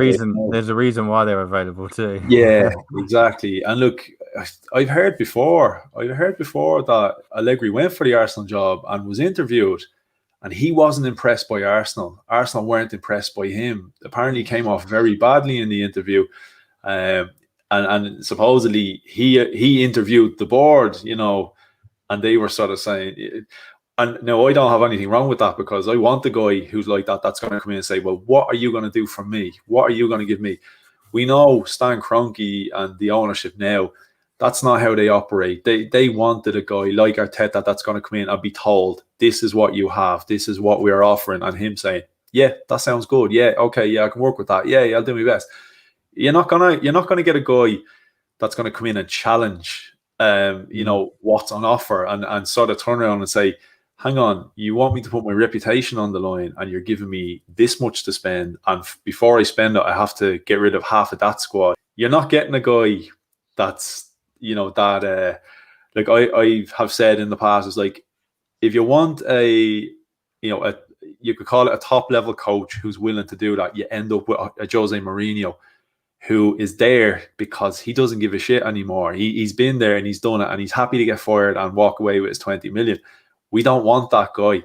We want the guy that is willing to say, hang on, what are you giving me to achieve this? Who's not happy to sit there and say, oh yeah, fine, no problem. Yeah, I'll see what I can do. That's what Unai Emery was happy to do. That's what Arteta's been happy to do. And look, this is inevitably how it ends. But what we'll do is, we'll probably only spend maybe another 10 or 15 minutes. We'll just kind of get into transfers. I see Albert has asked a question there about transfers. So I'll start with Albert's question there. Dave, if you had a choice, Ivan Toney or Odsonne Edouard, and then maybe I'll ask you about Basuma or Zakaria. What are you thinking? If you had a choice, Edouard or Toney, Dave? Tony, I would say. Tony, he scored more goals, more assists. I've seen a bit of Edouard as well this season. Look, there's been a bit of, I suppose, upheaval at Celtic as well. There's been change of manager, and then there was kind of talks. There was Lennon going to go between nearly Christmas and that, so maybe it's kind of, I suppose, an exceptional season in that sense at Celtic for Edouard as well. So, but if you were to look at it for player, I would go with I'd say Tony if you were to ask me. Yeah. Before I asked Dan, a player I like, right, and there's a reason why I like it, Patson Daka. Okay, Patson Daka, 22-year-old striker in the Austrian Bundesliga, 24 goals in 25 games. And can you imagine the scenes of Granit Xhaka into Bukayo Saka, swings it into Laka, nodded down to Patson Daka? Could you imagine that? I knew we'd take Wan-Bissaka the following season and then just be. I think I'd be drinking a lot more during games than what I do right now. Imagine the drinking game we'd have on this channel with those guys playing. But then, if you're offered Basuma or Zakaria, which one are you going to go for? I'm going to completely echo what Dubba Ducky, your good friend here, has said, and say Yevez, based on the Premier League experience. I've seen Zakaria play, but it's in a league that's a complete different kettle of fish to Premier League, unfortunately. And it's a good question because I know there's a lot of talk about Basuma at Brighton, because Brighton have just basically survived relegation. And so next summer he probably is going to look to move on. But he looks... My big worry with that would be him and Partey. How similar and how would that work? I couldn't see it work. But then again, I've said this about many centre midfield partnerships in the league, and I've been made to beg to differ, So it would have to be Basuma for me. But just touching on that, lads, I think you had said it there then as well, is like Basuma and Partey. How is that going to work? I don't know. Maybe the lads even in the chat might even want to weigh in, but like usually you kind of have one that sits and who's box to box. Like they're very similar. Yeah, I can't. Yeah. I was thinking, how is that going to work? They're both like a number. They are both like a number 8, aren't they? Yeah, I know Basuma is Brighton's number 8. So I guess the thing is though, right? We're sort of we're saying we take Basuma, but like I would like Basuma and somebody else, because I still think, look, basically like what I'm going to do is I'm going to throw with Danny Ceballos. We know he's pretty much gone. So there's one of your midfielders gone. Even if you bring in a Basuma as his replacement, I still think we're very light in there. We've only got El Neni, we've got Xhaka and Thomas Partey. So, you add a Basuma in there as well. I still think we're quite light. And again, I've said this all along. I would like Granit Xhaka to become more of a squad option. I'm not saying, bin him all together, he's completely useless. It's time to move on. I think it's time to move on from Granit Xhaka as our starter week in, week out. I think the problem is as well. Sorry to butt in. I don't know if you were going to. I think the problem is at the moment, like I know Albert mentioned earlier about this thread, the Guna TV, and I had to look on it because I was so intrigued in some of like the responses. Fans have really got to wake up and be realistic now.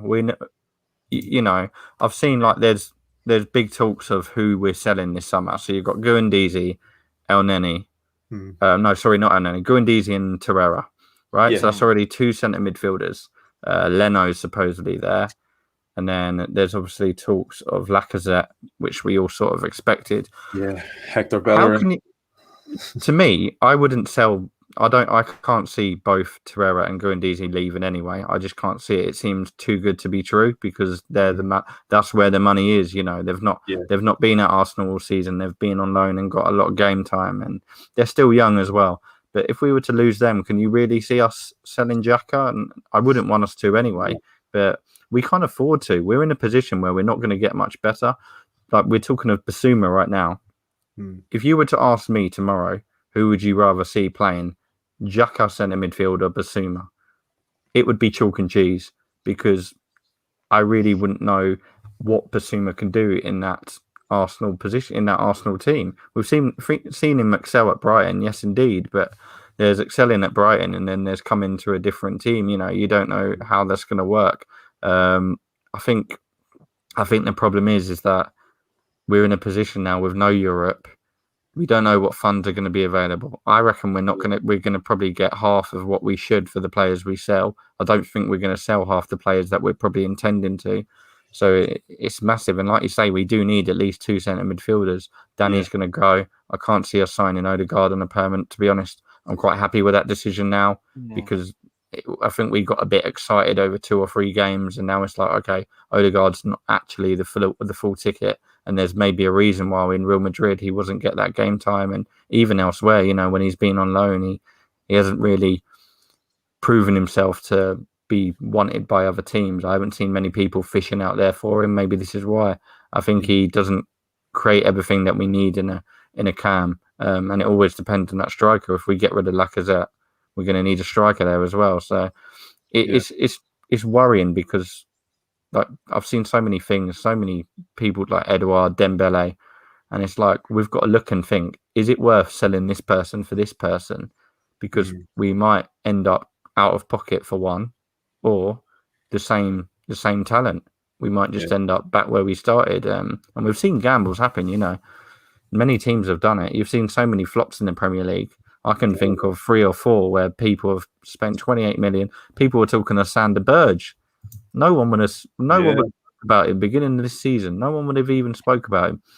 In fact, in the very first episode I did of my channel, I said, Sander Berge is probably the only name that people are going to want to buy at the end of the season if Sheffield United are relegated. And now, because he was worth 20 whatever mil from when he came from Germany, you know, that's on everyone's mind. And then there was talk of a 12 million release clause. Turns out it's actually 35. Do you really think Sheffield United are going to lose someone of that talent when they've got to fight their way back into the Premier League? I can't see it myself. And I don't think I'd want to spend 30 million on Sander Berge, if I'm being perfectly honest with you. Because, well, you've put it there. You've got much better talent for that sort of price. Yeah, it's going to be an interesting one. I will get you shouted out at the end, but then just there for Dora Ducky, give your channel a shout out there. Sideline Talk Podcast, mate.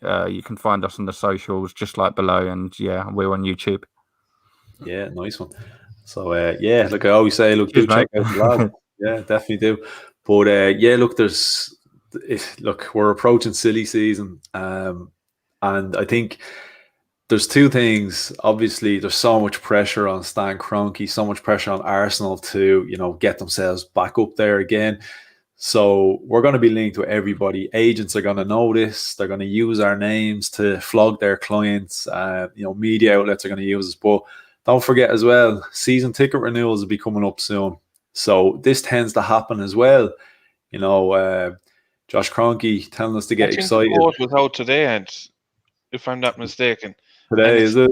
I think it was the same as last year. But there's no European football, so I think people are a little bit unhappy that it's not a little bit less. But if I'm not mistaken, I think that was today. Was it today? The quote now was out today, Yeah. Well, that's it. Look, you always hear all sorts of links and that in around the time of season ticket renewal and that. But there's look, there's plenty of names, as you said there. Sander Berge. We've still got the Aouar and Buendia links. Again, I mean, it's like half the money now as well. Like they wanted like 60 million before, and now apparently they're going to get rid of him for 30. It's a bit of a weird time to change the price on him for me. I mean, didn't he get? I think he got benched for the latter half of the season, Yeah. didn't he? So they probably regret he's it been because playing recently because he scored the other night anyway, 100%. I think he there was a small little a time when he was benched, but I think he's back in fully part of it now again anyway, from what I've seen kind of the last just a couple of weeks. strange time to sort of say, oh, we'll take 30 million for him, because like I've said on many times, we don't know how many pots people have to piss in at the moment. Like I couldn't tell you how much money Arsenal have got. I couldn't tell you how much money Manchester City have got. So for you to say, oh, we'll take 30 million for a player of his talent, and I mean, to be honest, he's very young still as well, but it'll be quite interesting. Guendouzi could be made part of that deal. Switch deal, maybe. I mean, he is French, isn't he? He's going to want to go to France, realistically, if anywhere. But are Leon going to want Matteo Guendouzi? I don't know. I wouldn't like to think of that switch. If it was the other way, if we were swapping Ayoa for Guendouzi, I know what I'd say. You know, I say him to like bugger off. But it's a tricky one. I wouldn't mind that deal though. If that was on the table, Guendouzi and a bit of cash makes sense. But then if they're only wanting 30 million for Ayoa, then how much is Guendouzi worth this day and age? Yeah, and you know, Guendouzi's a player that I do like. I do think I think we're gonna get rid of both of them. I think we're gonna get rid of Torreira and Guendouzi, and I think it's almost because our hands are a little bit tied in a sense. Obviously, we do need probably one of them to come back to play regular football, especially we don't have that much to spend. But I think the problem is we know Torreira, he just never settled in England. He does not want to be in England. He wants to be gone. And especially with the passing of his mom there recently enough, he basically came out and said, look, as a promise to his dad, he's going to play for Boca Juniors. And he basically put himself on the transfer list, you know, saying, you know, I'm going to play for Boca. And look, we knew even before all that, this is why he went to Atletico. He couldn't adjust to the lifestyle, the language, all sorts, which is fair. You know, that's fair enough. In terms of Guendouzi, you know, if we're keeping Arteta, those two have a history of clashing. Is Arteta going to want to work with Guendouzi? Is Guendouzi going to want to work with Arteta? Is he going to want to work for Arteta? You know, is he going to want to keep Arteta in a job? Is Arteta going to sort of say, you know, can I trust this guy to help me hang on to this job? So I don't know. I don't know if that's a relationship that's going to be repaired. I've always said if we're going to sell Guendouzi and Torreira, it better be for a good cause. We better come in and get this big centre midfielder that we need, because that there should be at least 50 million or 45 if we're talking realistic. Because Guendouzi is full of youth and he's not getting game time over in Germany, and the same can be said for Torreira. So I think if we're going to sell Guendouzi, like people are saying in the chats here, he has potential. So at least come with, you know, the better odd at the other line, because the contract situation is probably a reason to get rid of him now, because we've seen so many players run off for free. Yeah. If we let a player that young go for free, oh God help me, I think it'd be another thing we have to factor in as well. Is we're looking at midfield options, and that we're talking about potentially 5 midfielders there. We're only going to be playing the league week to week, so you don't have to rotate where you would have had in Europe. So you're going to be playing the bones of the same team every week, you know. So you don't. I know you have to factor in injuries and all, but the squad can't be as big as what it would have been through the years. This is why, realistically, I know I'm gutted what happened last Thursday, but it may get the transfer window booming like we need it to. Because we're not playing that 3 games a week, you know. We haven't got, and we don't need depth as much as what we did before. Like Dave was touching on earlier, if we get knocked out of the Carabao Cup early, we have the league and the FA Cup. How much depth do you really need for that? Not at all. I mean, you look at your Southamptons that play in the league and the FA Cup, or Leicester. They don't rotate much. No, same team every week. Yeah, same team every week. So these players that get brought in, they're either going to be shifting someone aside, and it could be a lot of people. If we don't get this window as big as it needs to be, you got players like Nelson and stuff as well that are just sitting there on the sidelines. And I'm thinking, even with your wingers, we're flooded with wingers at the moment. The players that should be out there performing and playing aren't even getting the game time. So if we go and sign another winger, or if Nelson finally, strikes lucky and he's out of that under 23 side, he'll just be sitting along. So someone like him needs to be sold. And we've already, midfielders is probably the only place I'd say we need to improve, even in centre backs, centre halves. We've got 5 or 6 there. We need to get rid of one, perhaps Louise, I don't know, maybe Chambers. We don't know what's going to happen, but it's going to need to be one or the other, because we'll need to sign someone as well. But you need to sort of lose to win, because at the end of the day, it's going to be wasting money. I know a lot of people have touched on the backup left back. We've got Tierney. He's been a bit injured. A lot of people are talking about Ryan Bertrand. Yeah, he's free. But do we really want to sort of pay that much a week? Because I can't imagine he's going to want small wages. I imagine it'd be 40, 50 grand or whatnot, because he's experienced. He's played at Southampton now for a couple of years. He's played previously. So I've probably switched this on completely quicker than what we should have. No. We're an hour and 40 in, so this is good. Yeah, but I look at him and I think we won't need a backup left back ideally. If Tierney's fit all season, I only expect to see him for a couple of games max. I think that's the problem. I just think Tierney, he's never going to be fully fit. I think he's always going to have these issues. And look, can we afford to be pulling Bukayo Saka into a left back position? Like, can we afford to go with Granit Xhaka? Like Ryan Bertrand, again, it's not a name that gets me overly excited, but as a backup option, I'm happy with that. I'm tired of Deadwood though. I'm tired of buying Deadwood, and I know it's just backup, but he's still going to be a good 50 grand a week on the wages. And he's how many times have we bought someone that's a sellout? Like, we look at them and they think, right, their career's pretty much coming to an end. And I just think there's better fish out there. Championship. Look at Brentford. If they don't go up, they've got a nice left back in De Silva, like someone like that, just a cheap option, because he's ex-Arsenal, isn't he? Yeah, Josh Silva is, he's ex-Arsenal, yeah. But fellas like that, then I think are going to be coming in and want to be playing like that, and they're realistically they're not. So whereas Bertrand is going to come in, he's going to accept. He probably won't care. He probably won't, he's going to play a number of games here and there. He'll play the cup games possibly, and then that'll be it. He's not going to be expecting to play every game. Whereas if you bring in, we do need one. But look at Cedric. The only issue I see with Bertrand is he's ex-Chelsea. That's the only issue. I've even forgot about that. Yeah, I did as well. But look at Cedric. He started playing left back, and then he just all of a sudden made a disappearance. I don't even know if we brought in someone like Bertrand. I'm not even just thinking about the club. I don't even know what he'd gain out of it. It would just seem like a waste of time, because it'd probably be left on the bench all season to put someone else in that position. We don't know what you're going to do with it. I think if we're going to sign a backup left back, it needs to be someone crucial. And like we said, Tierney won't be fit all season, like people are saying.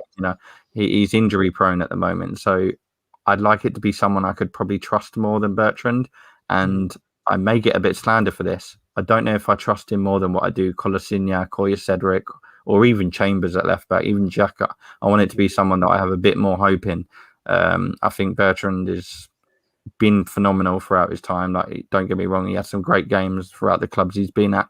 I just think right now he's not improving as much as what we need to, because again, pivotal role left back. In some games, he could have to make that extra difference, which we've seen Tierney do and Saka do on Sunday. Can he do it? I'm not entirely sure.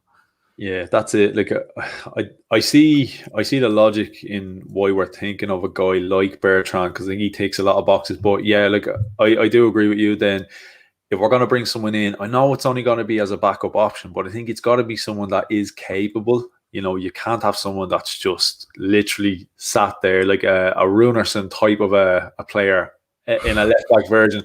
You can't have him sat there, and then when you need to use him, you go, oh shit, we have to play this guy now. I think the key to keeping Tierney fit is the fact that you will have to rotate him. He might be fit to play this week, but you might have to sit back with Tierney and say, you know what, you've played the last 4 games. we've got to take you out for the next game or two in order to make sure we don't lose you for the next, 6 weeks. It's not just that as well. It's who he's going to be playing next to. We mentioned a minute ago the centre halves. That back four is the strongest part of the team. Yeah, I don't trust Bertrand, Gabriel, and whoever's going to be. I just don't see how it will flow. We need pace up that left back, and I don't think on that left flank Bertrand is quick enough. And yeah, I know he'll only get a little bit of game time, but if Tierney went and got injured pre-season, what are we going to do? We'll be stuck with him. yeah. I don't know, lads. I think Bertrand I would be don't think he's solid that out. bad. Yeah, I don't think he's he'd that be bad. solid out for the job that we'd want him to do, being honest. I think Look he'd be at it this okay, I way. really do. I guess I look need at it this way. When Cedric came in, I'd say we all had the exact same concerns we have for Bertrand.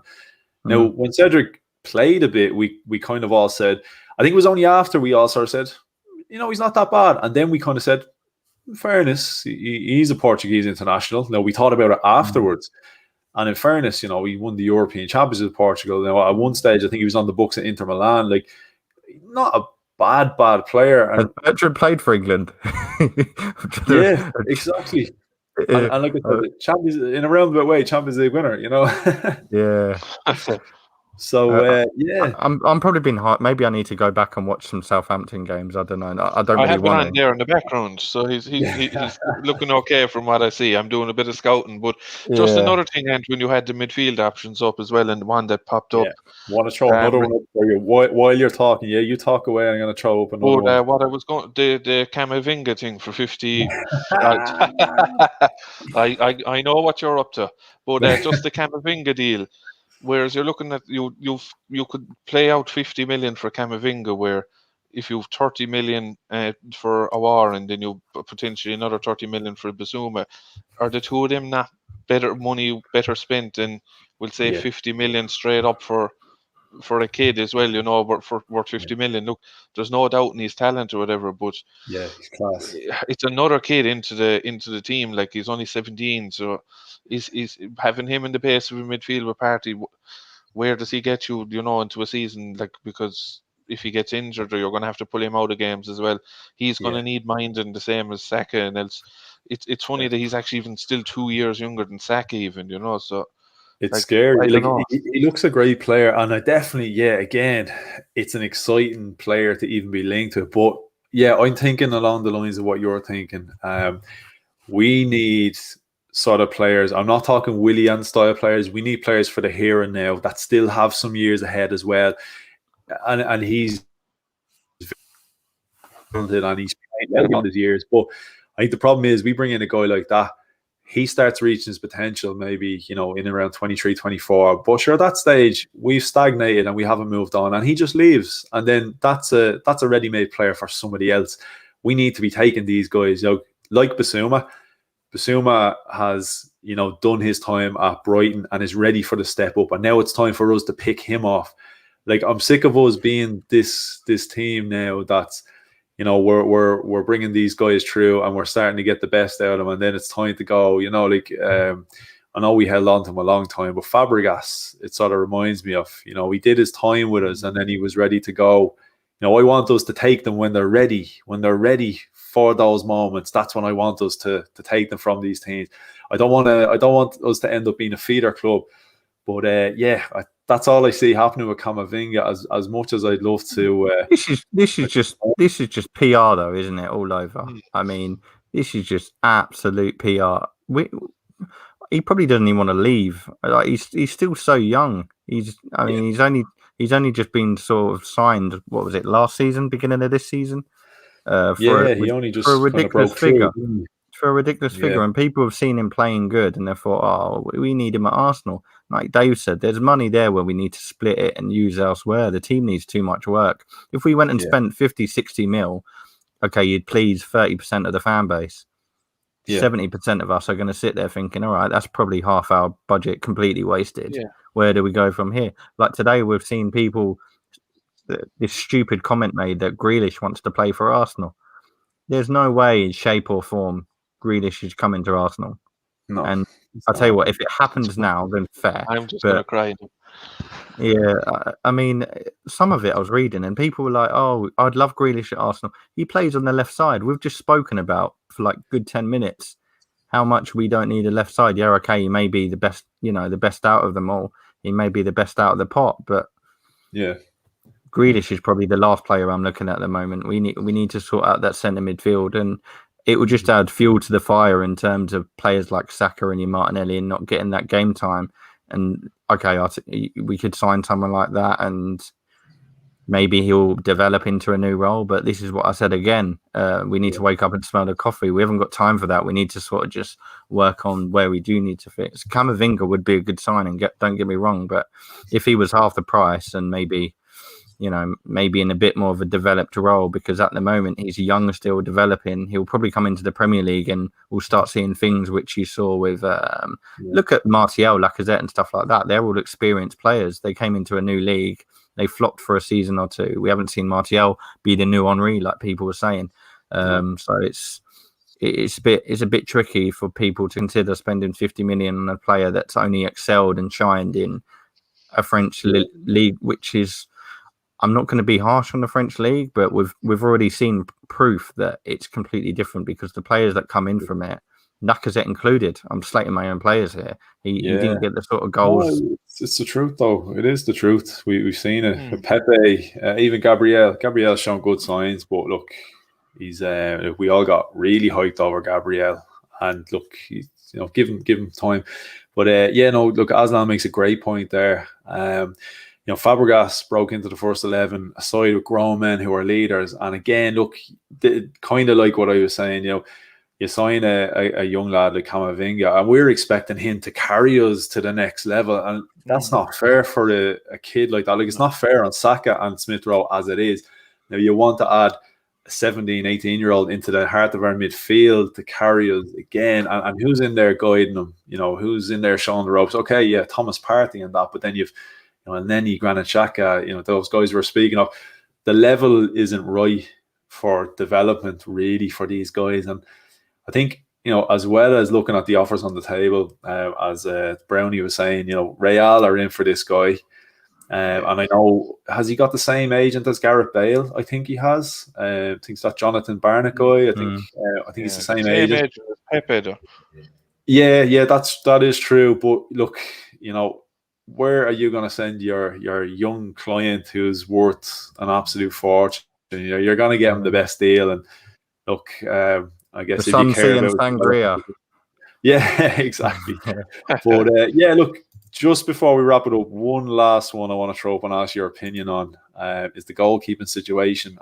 Bernd Leno, Dave, I'm hearing stories that Bernd Leno says he wants to go. I haven't seen anything official. I'm just hearing the news that he is. But, would he be a player you'd be looking to hang on to, or would you be happy enough to sort of say, right, see you later and we move on? And then we're being linked with Onana from Ajax. And I know he's got those suspension issues at the minute, which he's supposed to be, they're fighting at the moment, but apparently could be available for about 7 million. So, Dave, what are you thinking with Leno? If we got Onana for 7 million, yeah, I wouldn't mind seeing him go too much. He's one of those. Look, if he does go, I won't be too disappointed, and if he stays, look, I won't be too disappointed either.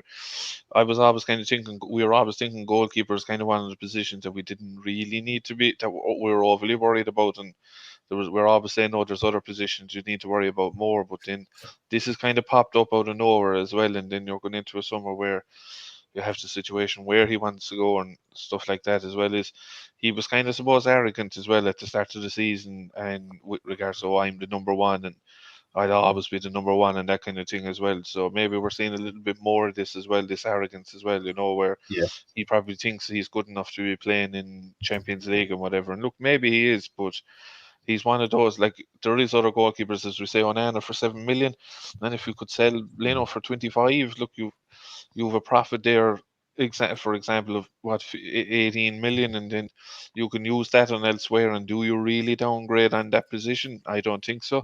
But I suppose when you look at it with Onana as well, he has his own issues that need to be cleared up first before we look at that. There is other one or two goalies out there that I would say, but again, we have to look at it from a realistic point of view as opposed to like your likes of Jan Oblak and David De Gea, and all these. Like we're not going to be getting those. So when you look at it, look for our level at goalkeepers that you could potentially get. There isn't as many better than Leno. Will say when you look around and go there, there's maybe I like the goalkeeper from Lille, Magnon. Yeah, he's class. They're saying Donnarumma is going on a free. He isn't going to us. Like, let's be honest. There's not a chance it's Donnarumma. You know what we might get? Buffon announced that he's leaving today. I wouldn't be bloody surprised to see him end up at Arsenal for another 5-year contract or something. Like. But one I like is Areola that was in for Fulham. I think his contract is up in the summer. I think he's a good goalie as well. But look again, you're asking the question: is it if you lose Leno and you bring in Areola, are you downgrading in another position? Is the problem? Yeah, like I think everybody has been very harsh with Leno this season, and I think the reason as to why is because of the Emi Martinez situation. Yeah, Emi Martinez looked great for the 12-game stint he had, but take into account, why wasn't he our number one for the 10 years he was at the club? Why did it take him that long? And he has gone on and played for Aston Villa, and he looks a great goalkeeper. It's taken him this long to kick on and get his chance and develop. He looks great. Fair play to him. Look, we had him at the club for 10 years. We must have seen enough in 10 years to suggest, for whatever reason, he wasn't good enough for Arsene Wenger as number one. He wasn't good enough for Unai Emery as number one. He wasn't good enough for Arteta as number one. He's gone elsewhere. He's number one at Aston Villa. He's excelling. He looks a great keeper. Leno, everybody thought Leno was a great goalkeeper for Arsenal. He was one of our better players up until that injury that brought Emi Martinez into our starting 11. Leno was nailed on, number one. No one even knew Emi Martinez. Like I said, he was there at the club 10 years. I'd say half the fan base didn't know who he was.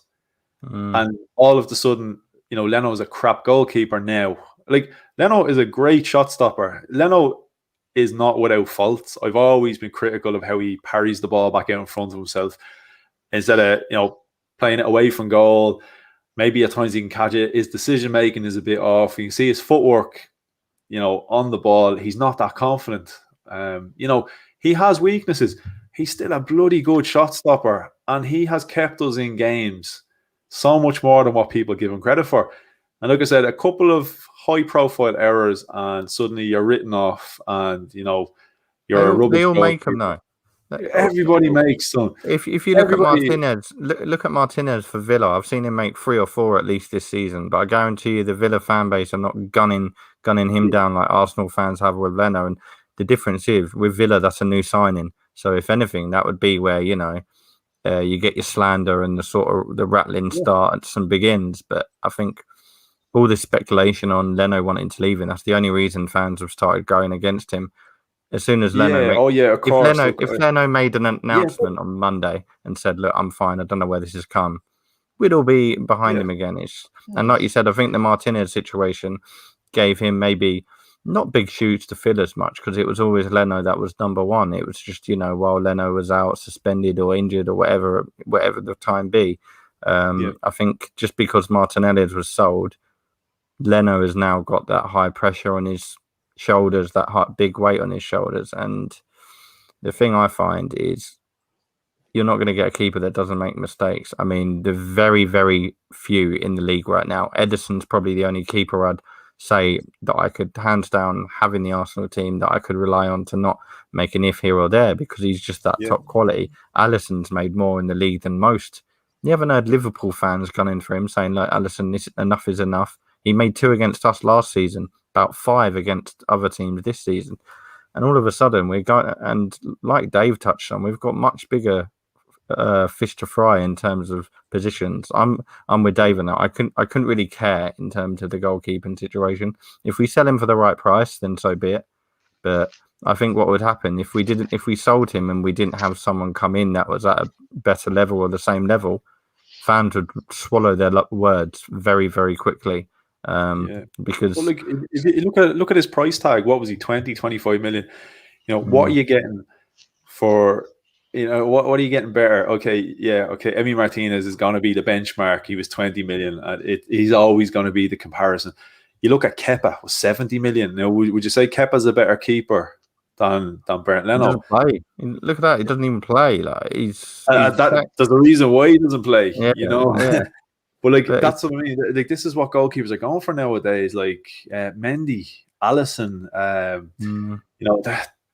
these are like Ederson.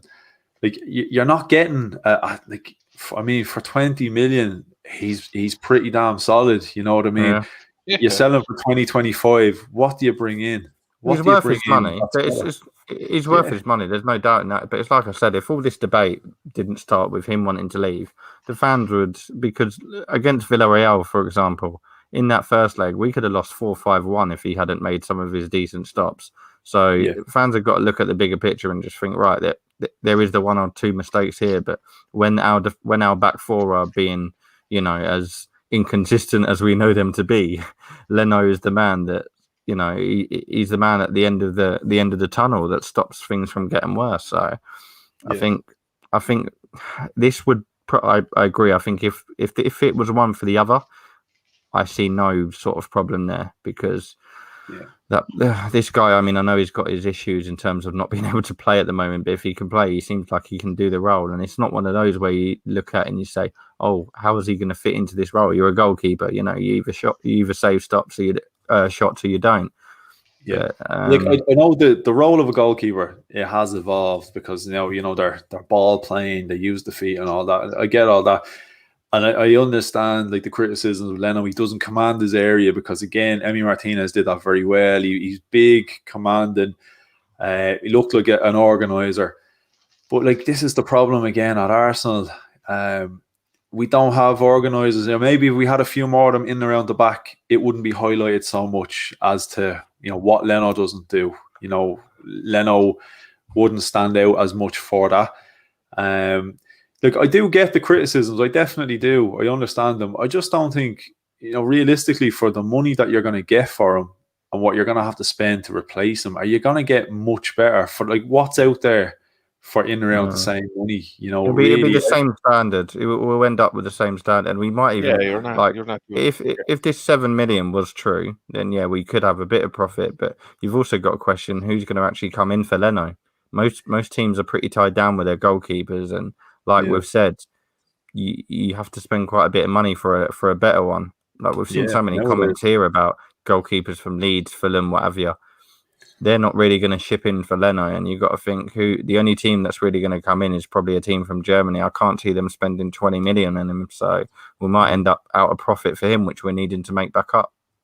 Yeah, I do see Stephen from Canachar was saying, like, according to Sky, Leno said he's happy, doesn't know where where this has come from. But again, look, even if it was true that he wanted to leave, I can't say I'm too surprised because I mean he gets an awful lot of stick.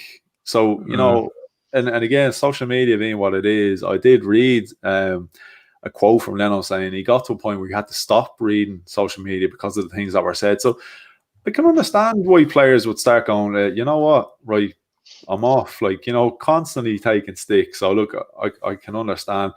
But look, I don't know. I just think, look, we tighten up everything at the back and improve at the back. Maybe Leno looks a solid goalkeeper all over again. I do think he's been unlucky because I definitely think he's been very undervalued and underrated because I think a season ago people would have said he was definitely one of our best players, one of our standout performers. Until he got injured that season, it was between him and Aubameyang for Arsenal's Player of the Year. And that'll tell you how our season was going. Aubameyang was just scoring for fun, but we were still, under that much pressure that he had to be making these saves. So look, I think people are very quick to forget, a couple of errors here and there and completely written off. But I think it's the Emi Martinez thing. It's boring at this stage. Look, Emi's gone. We've seen what he's done. I agree with Aslan. I echo every word of that. Like he's a new player, and I think as soon as people realise that, then maybe they'll get off Leno's back rather than comparing the two. Yeah, Yeah, that's it, 100%. But look, yeah, lads, 2 hours in. I think it's time we wrap it up now. I was getting my suit. I was getting my suit ready almost then. Oh, geez, I was about to run off to the off license and get a crate. I thought we were going to be here for the night. My morning coffee and that, yeah. Yeah, no, there's so much going on, especially like I said, we're approaching silly season now, so no doubt we're going to be having plenty more talks about who's coming in, who's going out, and then inevitably we probably just extend William's contract, and that's it really for the season. And yeah, William and David Luiz, and maybe Ryan Bertrand if we get lucky. So yeah, so lads, a big shout out everybody in the chat. If you haven't liked and subscribed, please do so. If you haven't followed the panel here, Dave and Dan, please give them a shout. Farhan as well, Gunner since '96, that was with us earlier. Big shout out Farhan. Farhan joined us now. He's in the middle of Ramadan, and he joined us for a while, but the man had to eat. Like, I had to let him leave. I mean, he's been fasting all day. So a big shout out to Farhan for giving us some time. So just before I wrap it up, Dave, give yourself a shout out there. So it's there at the ad out now, Gunnar. You can follow me on Twitter and YouTube. Look, more so on Twitter, you'd see me on Republic of Arsenal and just another couple of shows. So just throw a follow on it if you haven't already, and sure our paths will cross at some stage again. Then look, thanks again for having me on. It's always a pleasure. Yeah, anytime. And Dan, saying to yourself, thanks for being here, and give yourself a shout out. Yeah, I'm with my two Irish lads, so you know I couldn't say no, could I? I'm outnumbered. Yeah, that's the thing. We'll see how England get on, but no, at Sideline Talk Pod, just like it says there, we're on Twitter, Facebook. You can find us Sideline Talk Podcast on there, and we've got a YouTube channel as well. It's not just Arsenal stuff, so it's a bit non-biased. There's myself, five of us now, supporting Arsenal, Liverpool and Watford. So yeah, come check us out if you want something different. But yes, it's not about me, mate. It's about you. So thanks for having me on again. Lads, look, as I say all the time, like the show can only be as good as the panel you have, and also with all the guys in the chat box there throwing in the questions and comments and that. It's a team effort, you know. So big shout out to everybody. Yeah, tomorrow I hopefully will be back on live at some stage tomorrow. We do have Chelsea tomorrow. You know, I think you can probably forgive me a little bit that the whole fact that we were playing a midweek game completely shifted out of my head because we got knocked out of Europe, and I thought Chelsea was the weekend, and it was only today I looked at the fixture and said we've actually got a game tomorrow against Chelsea. So yeah, it could be a kind of a last minute thing, but hopefully I'll have my friend Mikey on. People might know him, Squidger. I do have a channel with him, Republic of Football. He's a Chelsea fan, so hopefully he'll be joining me at some stage tomorrow. So I haven't decided yet whether we do a preview, we do a watch along, or we'll do it could be like a therapy session. Him laughing at me at full time, me crying into a pint of Guinness, or hopefully the other way around. Hopefully, see the score count. If they get 3 or more, just sack it off. yeah. We try to get on early, and then we'll take it from there. We'll see how the game plays out. So yeah, look, we should be back doing something tomorrow anyway. So look, as always, to everybody, big massive thanks for joining, and look, hopefully we'll see you again very, very soon. And come on, you Gunners. Go on, you Gunners.